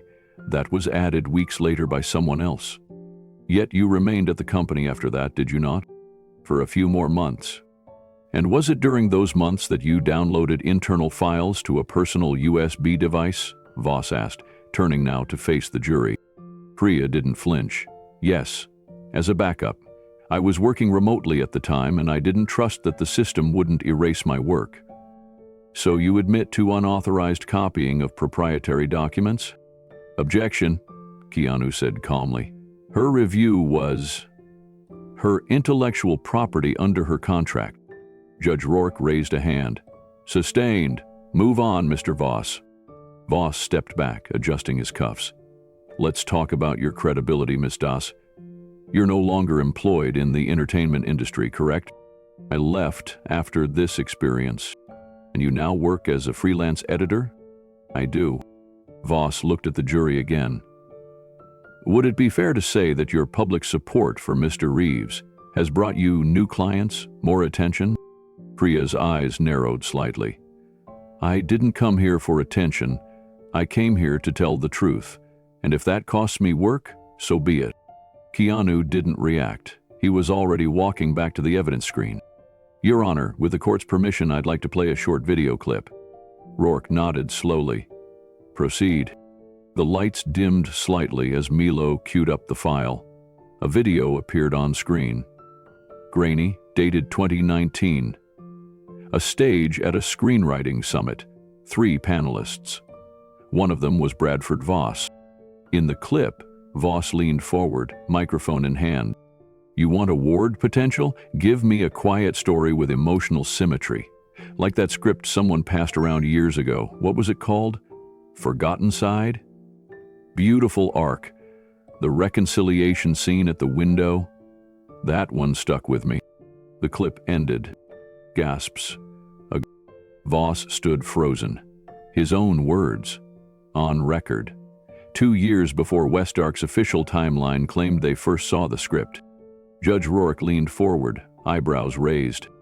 "Mr. Reeves," she said, voice lower now. "Proceed." Keanu's lips curled slightly. It was time. The courtroom didn't move. No one shifted. No one whispered. The silence wasn't empty. It was loaded. Like the room itself was processing what it had just seen. Voss tried to speak but caught himself. He looked to the judge, then to the screen, as if hoping the clip might disappear. But it didn't. Judge Rourke turned to him. "Mr. Voss, would you like to offer a clarification on that video?" Voss opened his mouth. Nothing came out. He cleared his throat. "That comment was taken out of context. I was speaking hypothetically." Keanu raised his hand slightly. "Your Honor, the video is from a public summit. The panel was recorded for industry distribution. There's a transcript available online where Mr. Voss praises the Forgotten Side by name. Long before his client claimed to have discovered it, he walked calmly toward the center of the room, glancing at the jury, then back to the judge. That's not coincidence. That's acknowledgement. That's proof of knowledge, intent, and misrepresentation. Voss stepped forward quickly. "We object to this line of argument. It's prejudicial." But Rourke cut him off. "Overruled." Her voice was flat, but her face told a different story. Keanu looked at Priya once more. "Thank you," he said, then turned back to the bench. "I have more, Your Honor, but not today. Today, I wanted you to hear from someone who believed in the story before it was twisted into something else." He walked slowly back to his seat. Every step felt earned. When he sat, Milo leaned in. "She believed you," he whispered. "You saw it in her eyes." Keanu nodded, but his expression didn't change. He was already thinking ahead. Not about the next witness, but about the next strike. Outside the courtroom, the media stirred. News sites lit up with headlines before the recess even began. Voss video goes viral during trial. Reeves plays summit footage, courtroom shaking. Analyst confirms, studio buried script. The public was watching now, not for entertainment, but for truth. It wasn't just Keanu on trial anymore. It was the machine, the one that took stories, erased names, and replaced them with price tags. Back inside, Judge Rourke remained seated after the court adjourned for the day. She didn't look at anyone. She simply read her notes. Underlined phrases, circled names, red arrows pointing to discrepancies. She had seen hundreds of cases, heard thousands of witnesses, but something about today felt different. Maybe it was the way the truth didn't shout. It just stood, quiet, honest, unshaken, and it was only beginning. The next morning, the atmosphere in the courtroom felt different. The buzz in the gallery wasn't just about the trial anymore. It was about the feeling that something meaningful was happening inside these walls. Reporters, writers, former film students. More of them arrived early, some waiting in the hall before doors opened. Keanu entered quietly, carrying a single item under his arm. A red binder, worn at the edges, the kind of binder used long before cloud drives and apps. Its spine had faded from sun or age. On the front cover, faint block lettering barely visible in black marker. Lanthan / Final Full Draft 2018. He walked past Milo and nodded once. Milo said nothing. He didn't need to. They both knew what this was. When the court was called to order, Judge Rourke looked sharper than usual. She glanced briefly at Keanu's hands, then back to her notes. Keanu stood. "Your Honor, before we continue with further witnesses, I request to enter a document into evidence." She nodded. "Proceed." Keanu walked to the front table and gently placed the red binder down. He opened it slowly, revealing yellowed pages, handwritten notes in the margins, highlighted segments, small inked stars beside certain lines. Every page told a story. "This is the original screenplay of The Forgotten Side, written by Paul Lantham in 2018, Keanu said.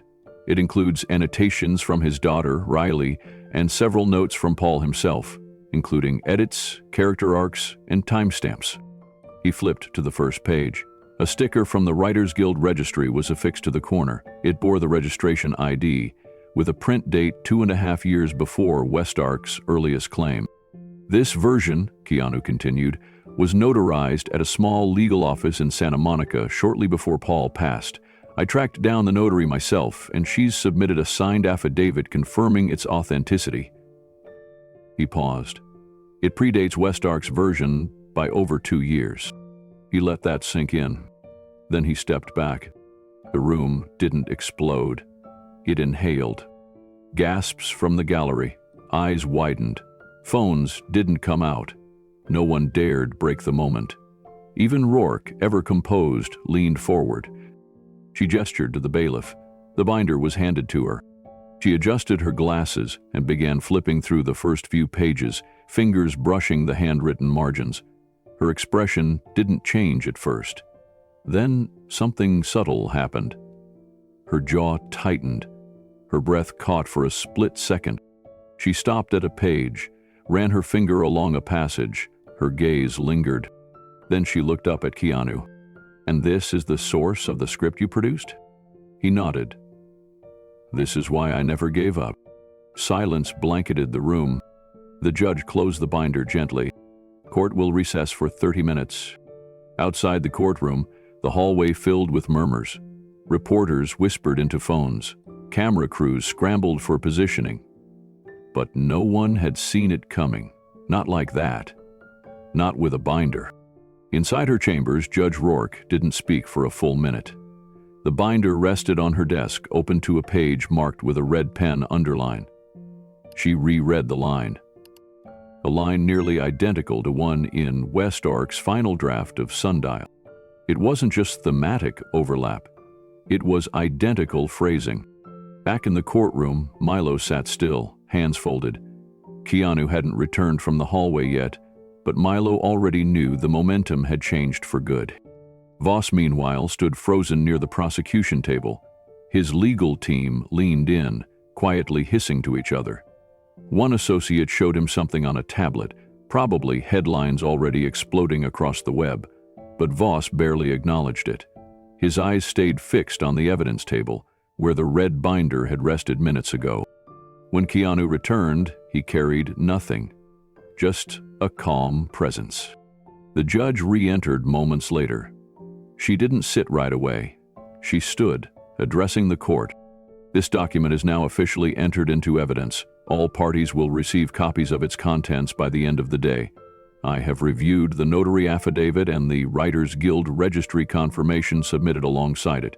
Both are valid and traceable." She turned to Voss. "Do you wish to contest its authenticity?" Voss stood but didn't speak. After a pause, he said, "We reserve the right to review it in full before issuing a response." "Noted," Rourke replied. Then she faced Keanu. "Mr. Reeves, you've presented this court with a piece of evidence that substantially predates the plaintiff's claim, and it appears to carry legal identifiers that establish both origin and intent of authorship." Keanu nodded once. She looked down, almost speaking to herself.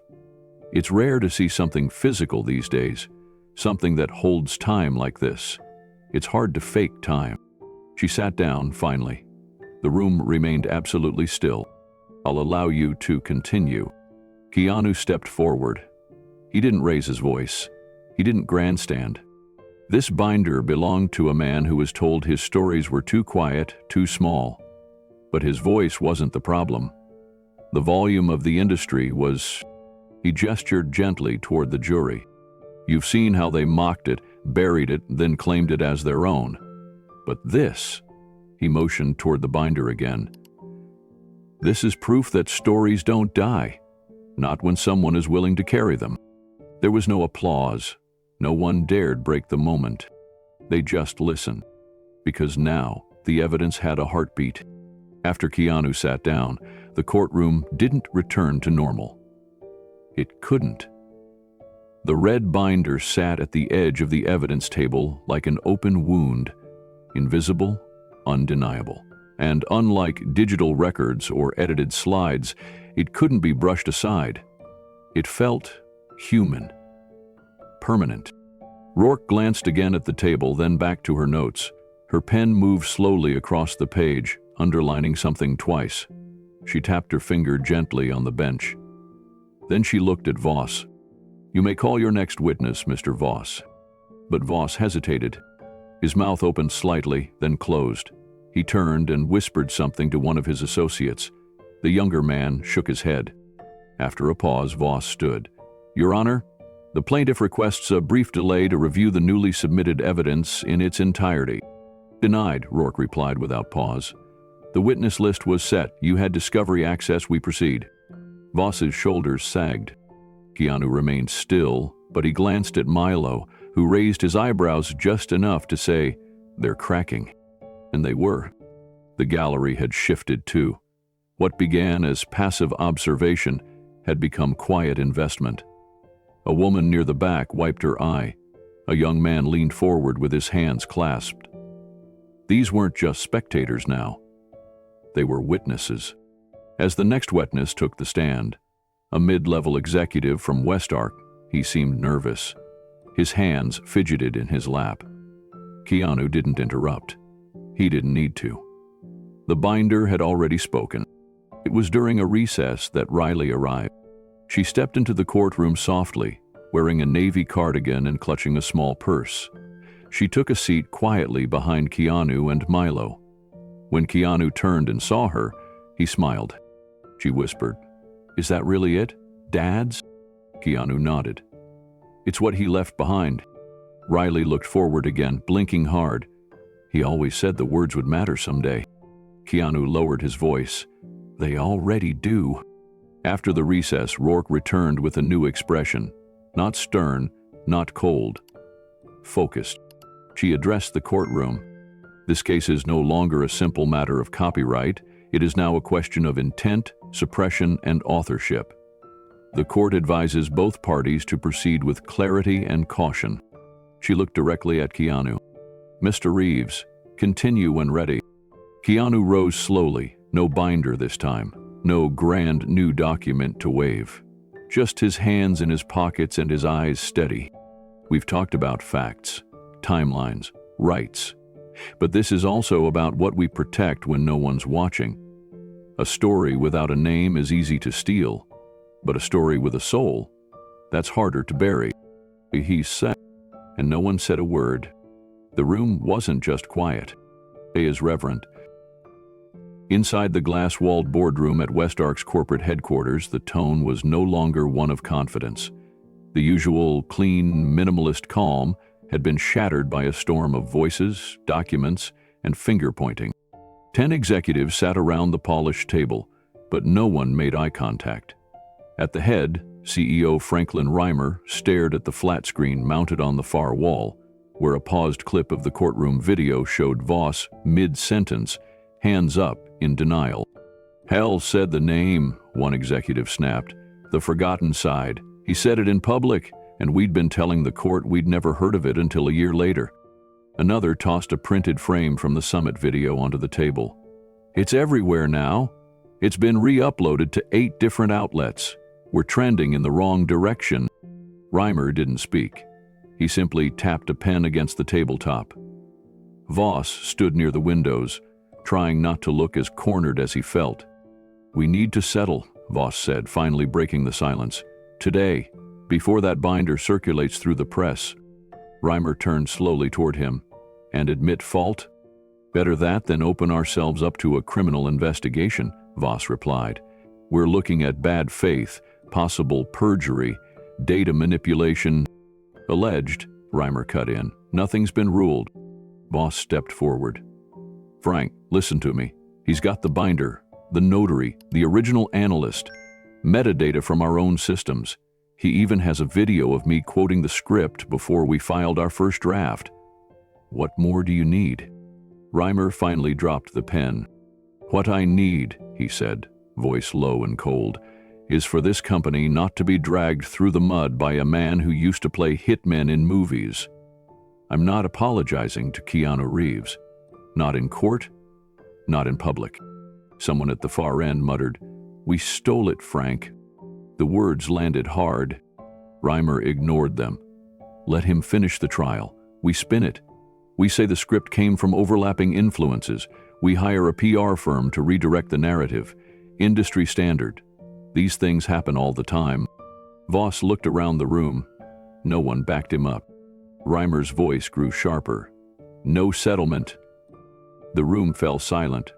Meanwhile, in a quiet room lit only by a single candle, Keanu sat at his desk with a yellow legal pad in front of him. His laptop was closed. His phone was off. The glow of the city outside filtered in faintly through the blinds. He wrote slowly, carefully, no bullet points, no legal citations. Just a story. He began with the name Paul Lantham. He wrote about the bookstore, about the first time he read the script, about the way the words felt like a whisper he couldn't ignore. Each line of his closing argument came out like a letter to someone who had never been heard. A letter he refused to let be forgotten. Keanu's pen didn't move fast, but it never stopped. He paused often, not because he didn't know what to say, but because he wanted to say it right. He wrote about Riley, how she'd once told him her father thought no one would ever read his final script, how she kept it stored in a shoebox under her bed, next to old birthday cards and a broken Polaroid camera. He described the margin notes, the way Paul wrote to himself in the corners of the page. Notes like, "Hold tension here," and "Too neat. Make her earn it." They weren't instructions. They were echoes of a writer trying to be honest. And then he wrote about the court. Not the drama, not the tricks. Just the space it had become. A place where a quiet man's story had finally been heard, where an underestimated actor stood not to win, but to defend something no one else seemed willing to. Truth, legacy, respect. The candle's flame trembled as a breeze passed through the room, brushing against the edge of the paper. Keanu pressed the page flat with his palm and kept writing. By the time the sun began to rise, his hand was cramped and his eyes were tired. But the speech was done. At the courthouse later that morning, there was a different kind of silence as people filed into the gallery. A reverent hush. Not because something dramatic was about to happen, but because something important already had. Milo greeted Keanu outside the courtroom doors. "You didn't sleep," he said. Keanu shrugged. "Didn't need to. Want me to print it?" Keanu held up the yellow pad. "This is enough." Inside, the air was heavier than usual. Voss sat quietly, not making eye contact with his team. The red binder was still present, now with sticky flags lining its edges. Rourke entered the room and sat with quiet intent. "Mr. Reeves," she said, "you may proceed with your closing when ready." Keanu stood. He didn't bring notes to the podium. He didn't project his voice. He just began. "I met Paul Lantham through his words. Not at a party, not on a stage, just a quiet script in the back corner of a dusty shop.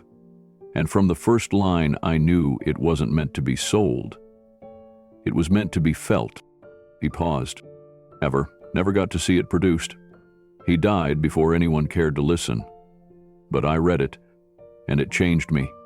Not because it was clever, but because it was true. The room was frozen. Hell didn't write for a market. He wrote for a daughter who missed her mother. He wrote for a man afraid to feel again. He wrote for silence, the kind that says more than noise ever could. Keanu placed a hand on the evidence table, his voice almost a whisper. That's what they tried to bury. But it didn't stay buried. Judge Rourke watched him closely. Then the room went still again, and she softly said, "Court will recess until tomorrow." The final morning of the trial arrived with a stillness that carried weight. Every seat in the gallery was filled, including the walls at the back, where reporters stood shoulder to shoulder. Some had been following the trial from the beginning. Others had just arrived, drawn in by headlines and whispers of a case that had turned into something more than legal. It had become personal. Keanu sat at the defense table, still and quiet, his yellow legal pad folded neatly beside him. He wore a simple black suit, no tie. Milo sat behind him, hands clasped tight. Riley was there too, one row back, holding the binder on her lap like it was a sacred object. Judge Rourke entered from her chambers and sat slowly, her face unreadable. She adjusted her glasses, looked at both parties, and nodded once. "Mr. Reeves, you may proceed with your final statement." Keanu stood. He didn't approach the podium this time. He stayed where he was, standing beside the table, eyes on the jury, voice steady. Every artist hopes their work will outlive them, not through fame or wealth, but through meaning. Paul Lantham didn't have power, he didn't have reach, but he had something else. He let the words settle. Head, heart. The room didn't move. That's what this whole trial has been about. Not contracts, not loopholes, not who registered what file on what date. It's been about a story, one that mattered, one that was buried because it wasn't marketable, because it didn't scream loud enough. He looked toward the bench. "I've been in movies for a long time. I've worked on stories that cost more than this entire courtroom's annual budget, but I've never fought harder for anything than I did for the forgotten side. Not because I needed to win, but because some things are worth protecting, even when no one's looking." He turned back to the jury. "You can take credit, but you can't take heart, and that's what this script has. That's what Paul left behind. That's what Riley held on to. And that's what they tried to erase." He paused, then sat down. No dramatic flourish, no closing line for the media. Just a quiet finish. Judge Rourke straightened the stack of papers before her. Then she looked up, and for the first time in days, her expression softened just enough to betray something close to emotion. "This court has heard the evidence. It has reviewed the testimony, the records, and the timeline. We've seen how facts were distorted, names were omitted, and a legacy was quietly reshaped into something profitable." She turned toward the plaintiff's table. "Westock's claim of original authorship is rejected." A quiet gasp spread through the room. Milo gripped the seat in front of him. Riley covered her mouth. Judge Rourke continued. "Authorship of The Forgotten Side is hereby restored to the estate of Paul Lantham. All derivative claims by the plaintiff are void. The court also imposes a fine for deliberate suppression of creative origin and procedural misrepresentation." Boss sank in his chair. The red in his face was no longer anger. It was shame. Judge Rourke's tone was steady as she read the final portion of her ruling. "The fine imposed on Westark Studios totals $5 million, to be allocated in part toward legal fees and in part toward a fund for underrepresented screenwriters, with oversight from the Writers Guild." She glanced at Voss, then at the executive team seated stiffly behind him. "The evidence presented showed a coordinated effort to suppress a registered work and redirect its content for profit under false pretenses. That is not merely a business decision, it is a violation of creative trust." Silence. And in this courtroom, creative trust still matters. She removed her glasses and set them down. The gesture, small and deliberate, felt final. Then she looked to Keanu. "Mr. Reeves," she said, her voice quiet but clear, "you reminded this court what justice can still be." Keanu didn't smile. He didn't react with any grand display. He simply bowed his head. The room stayed frozen for several seconds. Not out of shock, but out of respect. The verdict hadn't just ended the trial. It had affirmed something deeper. That legacy mattered. That the smallest voice could still be heard if someone was willing to carry it far enough. Keanu turned and looked at Riley. She had tears in her eyes, and her arms were wrapped tightly around the binder. She didn't speak, she just nodded, and Keanu nodded back. Outside the courthouse, news cameras were already rolling. The ruling was spreading in real time, across feeds, on phones, in text threads, from writer to writer, artist to artist. Messages of celebration flooded the internet. But Keanu didn't stay for interviews. He didn't give a statement. He simply walked out the front doors, flanked by Milo and Riley, and disappeared into the soft sunlight of early afternoon. Inside the courthouse, Judge Rourke remained seated on the bench for a while longer. She watched as the gallery slowly emptied, people moving with the quiet awe usually reserved for places of worship. She picked up the red binder from the evidence table and flipped again to the page she had paused on yesterday. The window scene. She read it again, mouthing the lines, and then closed the cover gently.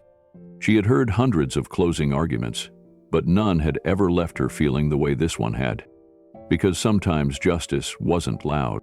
It was patient, unflinching, and, in rare moments, it was beautiful. The marquee outside the small theater read only 5 words. "The Forgotten Side premiere tonight." It wasn't one of the city's historic movie houses. There were no flashing bulbs, no velvet ropes, no paid paparazzi along the sidewalk. Just a narrow entrance with old wood doors and a single ticket booth, manned by a college student in a denim jacket. Inside, the lobby smelled faintly of popcorn and lemon cleaner. Rows of modest folding chairs lined the entryway where guests were signing a large board titled Voices Remembered. One by one, people scribbled names: writers, teachers, parents. Names of people who had told stories and were never heard. Keanu stood near the back of the lobby, wearing a dark jacket and jeans. He didn't talk much. He greeted people quietly, shook hands, nodded when someone thanked him. He wasn't here to be seen. He was here to show what had finally been seen. Riley stood by the concession table, a paper cup of tea in her hands. She had barely touched it. Her eyes moved slowly across the lobby, pausing now and then to read what people were writing on the board. She smiled when someone wrote her father's name in big, looping cursive. When the doors opened to the main room, guests filed in without the usual chatter. The hush from the courtroom had followed them here.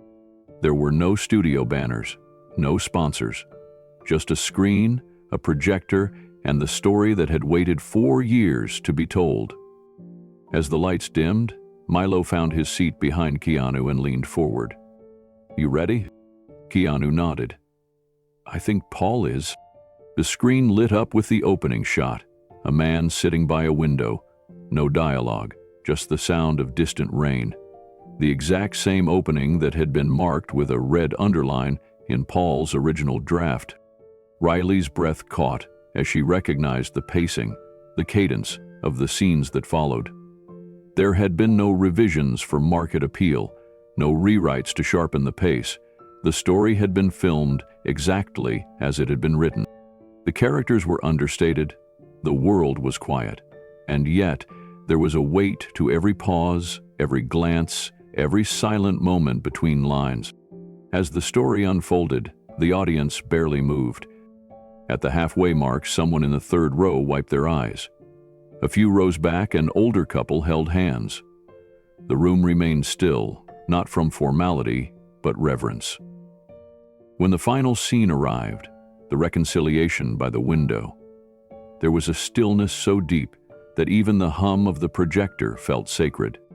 And then, after the screen faded to black, the credits appeared. No music, just white text on a black background. For every voice that was silenced, not anymore. The words held for a full 10 seconds. Then the lights rose, and everyone stood. The standing ovation wasn't immediate. It was slow. It built like a wave, one seat, then another, and another, until the entire theater was on its feet. Not clapping wildly, but with a kind of quiet, steady rhythm that felt more like gratitude than celebration. Riley stood frozen for a moment, her hands clasped near her chest. Then she slowly began to applaud, tears streaming down her cheeks. She wasn't crying from grief. It was something else. Release. Relief. A weight had been lifted that she had carried for too long alone. Keanu stayed seated for a moment longer, head bowed. When he stood, he didn't turn toward the crowd. He turned toward Riley. Their eyes met across the aisle and she walked to him, arms opening as if guided by something deeper than words.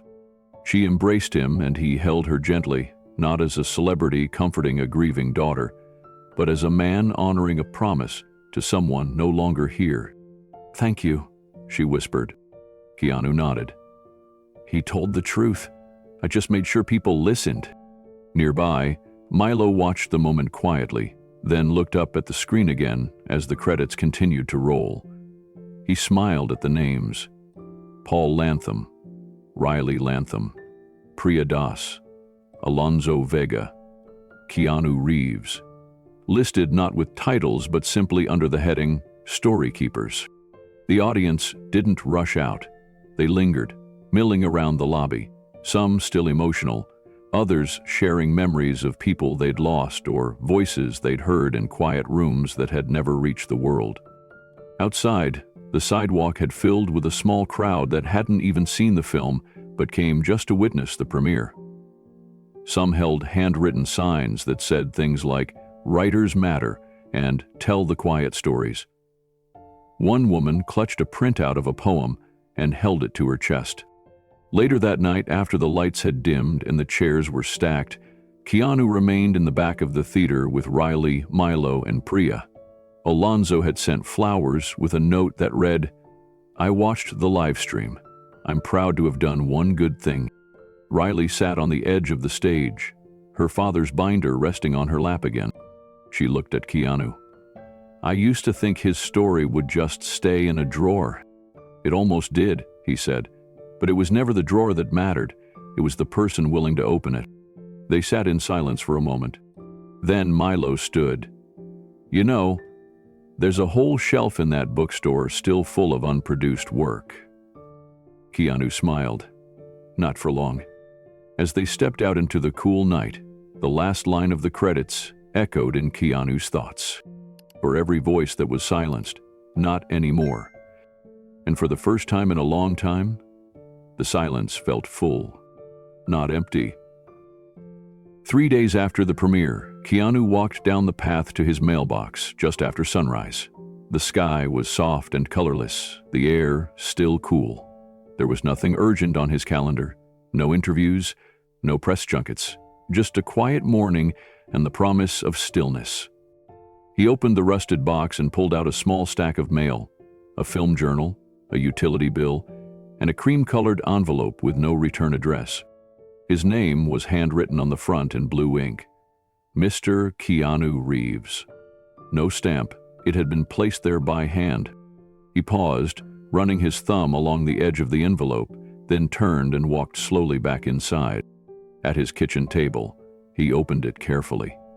Inside was a single sheet of stationery, folded once. The handwriting was unmistakable, clean, deliberate strokes, like someone who had written more judgments than letters. He began reading. "Mr. Reeves, this is not a legal communication. It is not an official court document. It's simply a thank you. I am stepping down from the bench at the end of this term. I had planned to do so quietly, no farewell, no attention, but after your case, I decided to write this letter. You reminded me why I started this work. You reminded me that the law is not just a system of rules, it is a bridge. And sometimes, that bridge leads not to punishment, but to truth, to restoration, to justice that feels like healing. I watched you do what so many people don't. You listened, you stayed calm, you honored a story that wasn't yours because you knew it mattered. You didn't make it about you, and the court saw that. Enclosed, you'll find a clipping. It's from my very first court ruling as a new judge, 25 years ago. I fought for a young muralist who had been denied credit on a public project. It was the first time I used the word authorship in a courtroom. I was terrified I'd made the wrong call, but I made it anyway. Seeing you in that courtroom reminded me what that word still means. Thank you for helping me end the way I began. With conviction. With respect. Judge Eleanor Rourke." Keanu let the paper rest in his hands for a moment. Then he unfolded the clipping tucked behind it. Yellowed slightly with age, it was a newspaper article from a local publication. The headline read, "Judge sides with local artist in city mural dispute."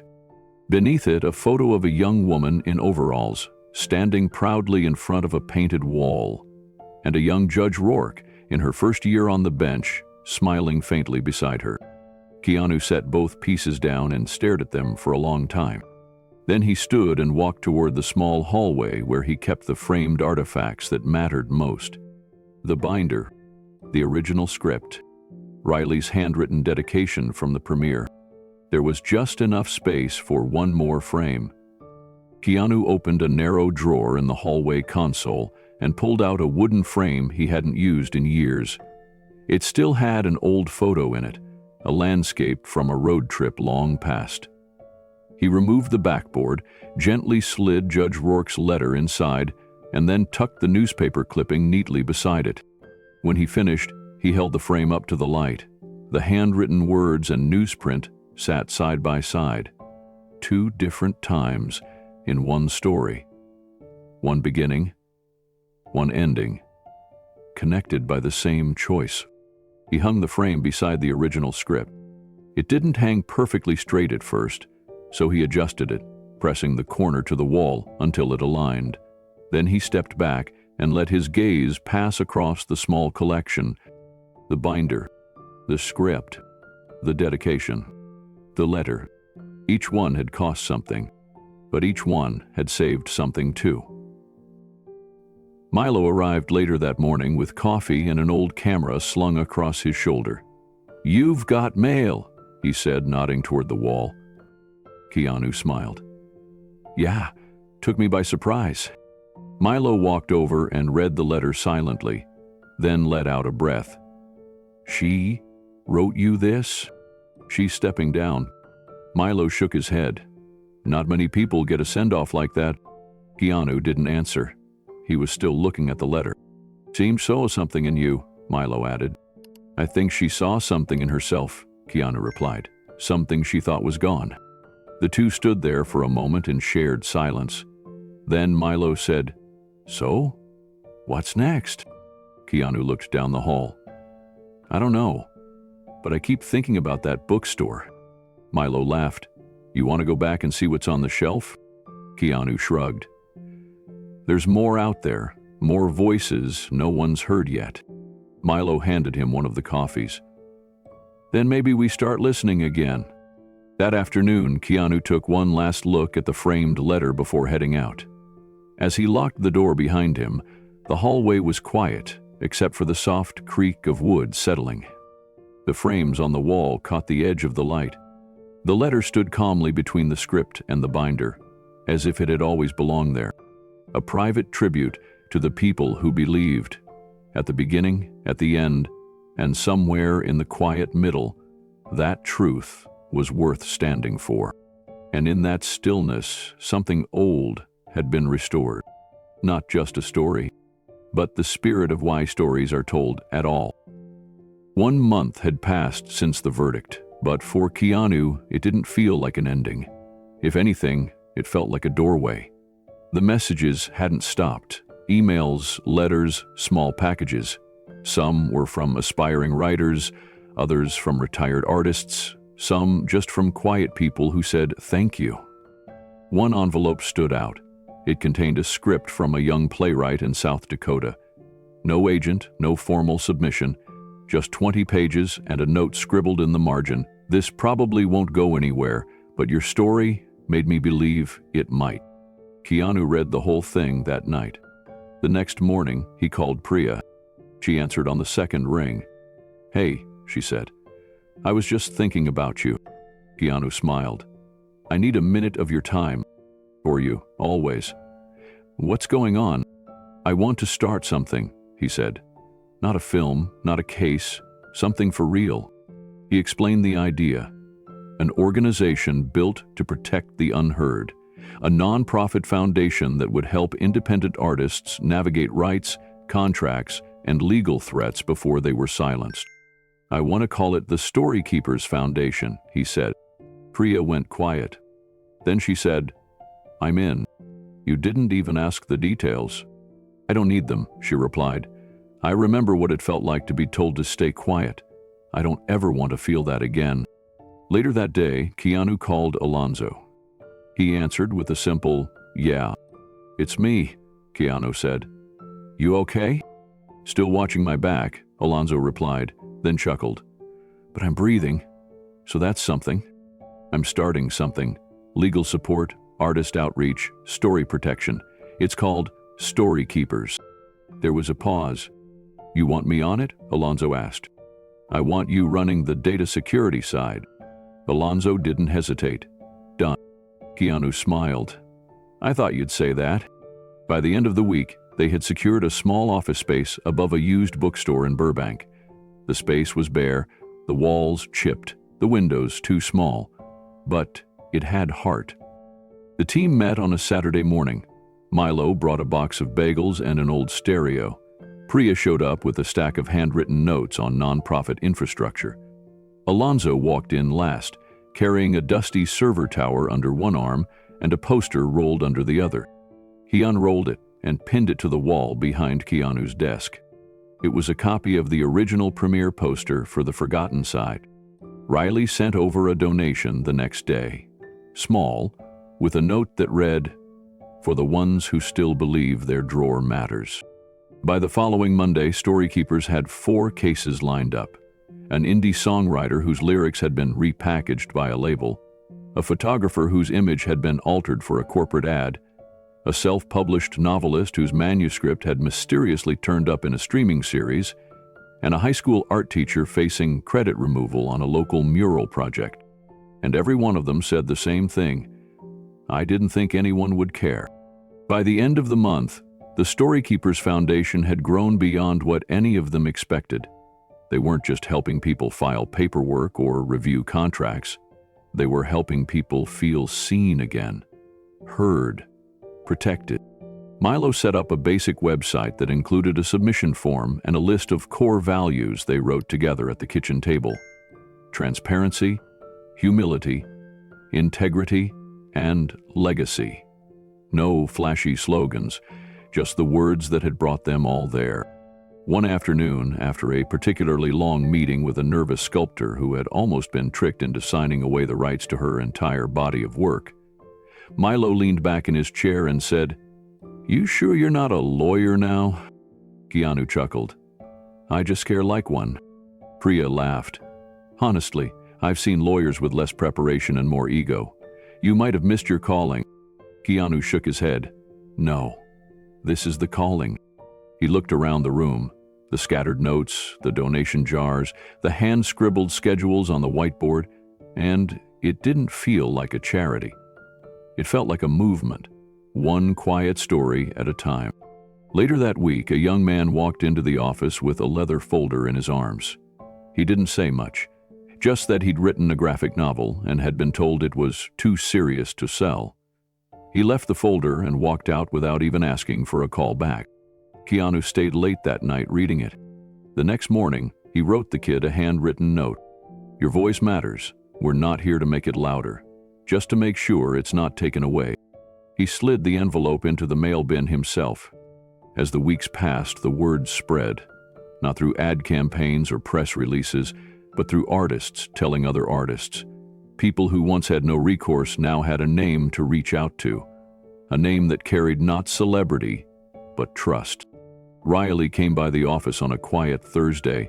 She brought pastries and a small framed photo of her father sitting at his writing desk, sleeves rolled, pen in hand. "I thought this might belong here," she said, placing it beside the red binder on the shelf. Keanu smiled. "Feels like he's part of the team already." She looked around the room. "You didn't just keep his story alive, you gave it company." By the end of the day, they'd helped a spoken word poet secure ownership of her recorded performances. They drafted a statement for a retired screenwriter finally coming forward about an uncredited film plot. They even helped a folk musician recover royalties she hadn't seen in years. And none of it made headlines. That was fine, because none of it needed to. The Storykeepers weren't chasing attention. They were defending what mattered. The wind had picked up slightly that afternoon, stirring leaves along the sidewalk as Keanu walked the last few steps toward the corner bookstore. It had been almost a year since he'd stood in front of that door. The sign above was still the same: Whitley's Books, Lost and Found Stories. Faded gold lettering on green-painted wood. He paused for a moment before opening the door, letting the familiar scent of paper and dust roll over him. Inside, everything was quiet. Not empty, just still. A woman in the corner flipped through a novel. An older man at the back skimmed a stack of vintage magazines. And behind the counter stood Ezra, the shop owner, just as Keanu remembered him. Suspenders, reading glasses, and a calm face that had seen thousands of stories pass through his hands. Ezra looked up, then smiled. "I was wondering when you'd be back," he said. Keanu smiled as he stepped in. "Still remember me? You're not the kind of customer I forget." Took one story and ran with it. Keanu walked toward the far wall where the old screenplays had once sat. The same row of worn binders and tattered covers lined the shelf, their spines tilted, some barely held together by tape and hope. He ran his fingers across them, letting the pages speak their quiet language. "This is where it started," Keanu said softly. Ezra nodded. "That red binder?" "Third one from the end. It was just sitting there, like it was waiting." Keanu's hand paused on a cracked blue folder labeled K. Medina, Draft 2. He smiled and slid it slightly back into place.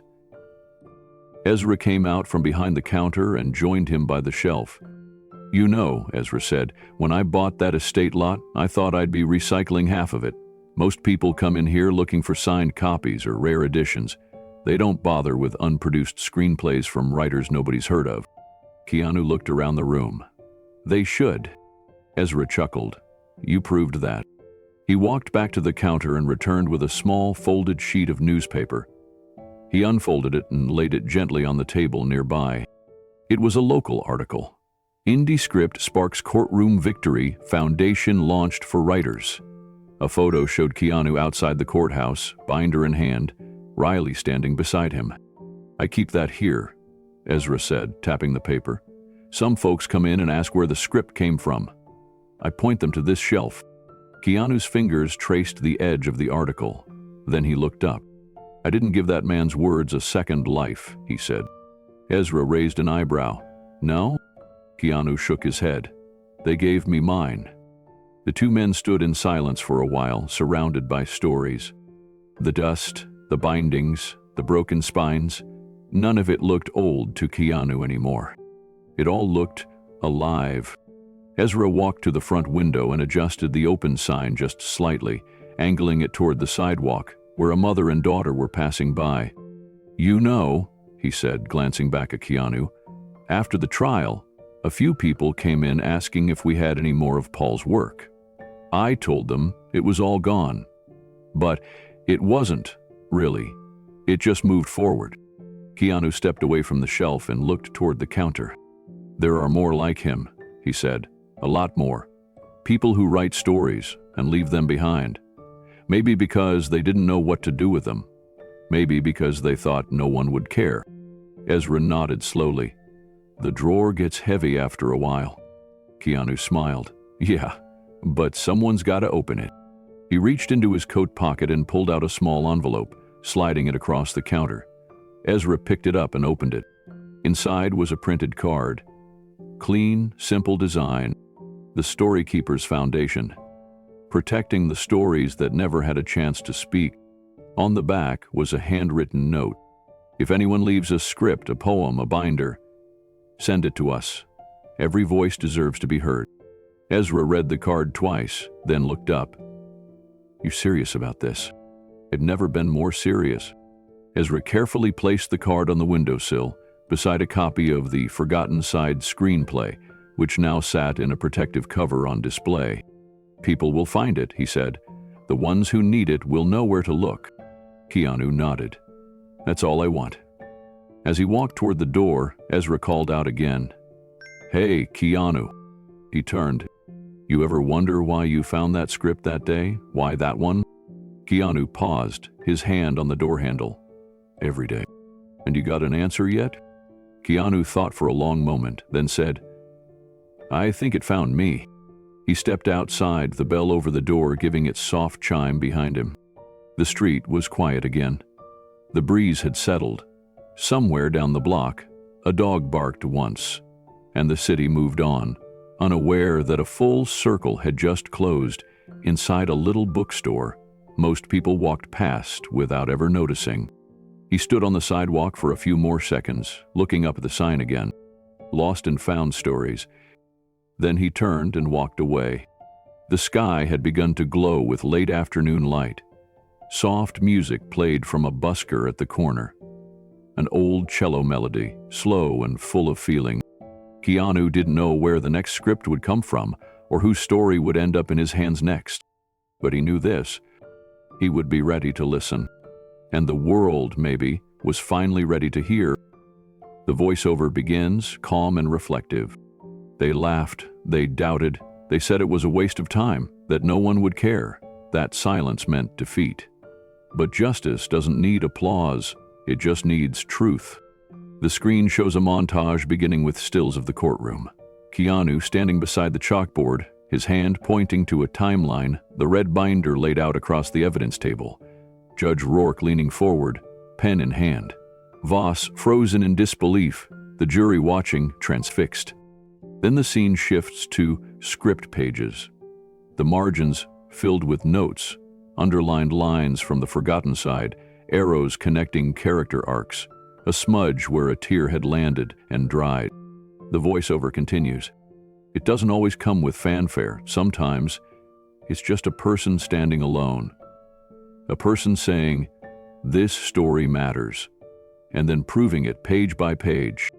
The screen now fades into Riley at the premiere, her eyes red, her hand resting on the cover of the binder. Behind her, the final credit still on screen. For every voice that was silenced, not anymore. Then a shot of the storykeeper's office. A woman sits across from Priya, holding a photo of her late husband who wrote poems no one published. Milo and Alonzo are helping a nervous young writer fill out a copyright registration. Keanu stands near the back, arms crossed, watching, listening. Voiceover resumes, softer now. The world doesn't always listen right away. But when it does, when even one voice breaks through the noise, it makes space for all the others still waiting. Montage continues. A community college professor clutching a framed illustration. A young boy in a wheelchair mailing off his first story to the foundation. An older man in a park playing a guitar with lyrics that once belonged to a friend who passed away. Then we see the bookstore again. Whitley's, still quiet, still there. The shelf with the unproduced scripts, now with a small placard above it. Your story still matters. Back to voiceover. What began in silence found its way to sound, not because it shouted, but because it never stopped speaking. Finally, the camera pans into a quiet room. A single desk, one light above. Keanu sits alone, pen in hand, writing a new page. He pauses, looks up, then begins again. The voiceover concludes. So here we are, one story later, a story that almost never saw the light, a writer who almost gave up, a court that almost dismissed the truth. But in the end, none of that mattered. What mattered was someone cared enough to listen. And now, it's your turn. Voiceover, soft and direct. Have you ever been told your story didn't matter? That your voice was too quiet? Your dreams too unrealistic? Maybe they laughed. Maybe they dismissed you. Maybe you almost started to believe them. But you didn't. You kept going. Because deep down, you knew something they didn't. You knew that truth doesn't expire. That heart can't be stolen. And that, even if your story lives in the shadows, it still has weight. It still belongs. The screen now shows more images. Submissions to the Storykeeper's Foundation. Typed pages. Napkin sketches. Old film reels. Music sheets with handwriting on the edges. A binder labeled Mom's Last Story. Then the camera cuts to a wide shot of the office again. Dozens of stories stacked on desks, walls pinned with thank you letters, and a new sign above the door that simply reads, "You're not alone." Voiceover continues. That's what this has always been about. Not just justice in a courtroom, but justice in a deeper way. Restoring value, dignity, legacy.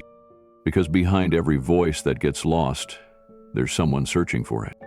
And maybe, if we look closely enough, we find each other. The final montage begins. A shot of Keanu walking past a bulletin board covered in stories, each one stamped with a green sticker that says, "Protected." Then Riley standing beside a young writer at a school event, handing her a pen with "Story Keepers" engraved on the side. Then a slow-motion clip of Priya, Alonzo, Milo, and Keanu walking together down a city block, laughing, surrounded by a small crowd of hopeful voices. Then a quiet return to that final frame. Keanu under the single light, pen in hand, writing. He looks up again. And this time, he looks directly at the viewer. Voiceover, final words. They can laugh, they can doubt. But if you've ever carried a story that mattered, especially when no one else believed in it, then you already know. Justice doesn't need applause. It just needs you. Fade to black. Then, the final on-screen text appears. Have you ever been underestimated and proved them wrong? Tell your story in the comments. What justice story should we tell next?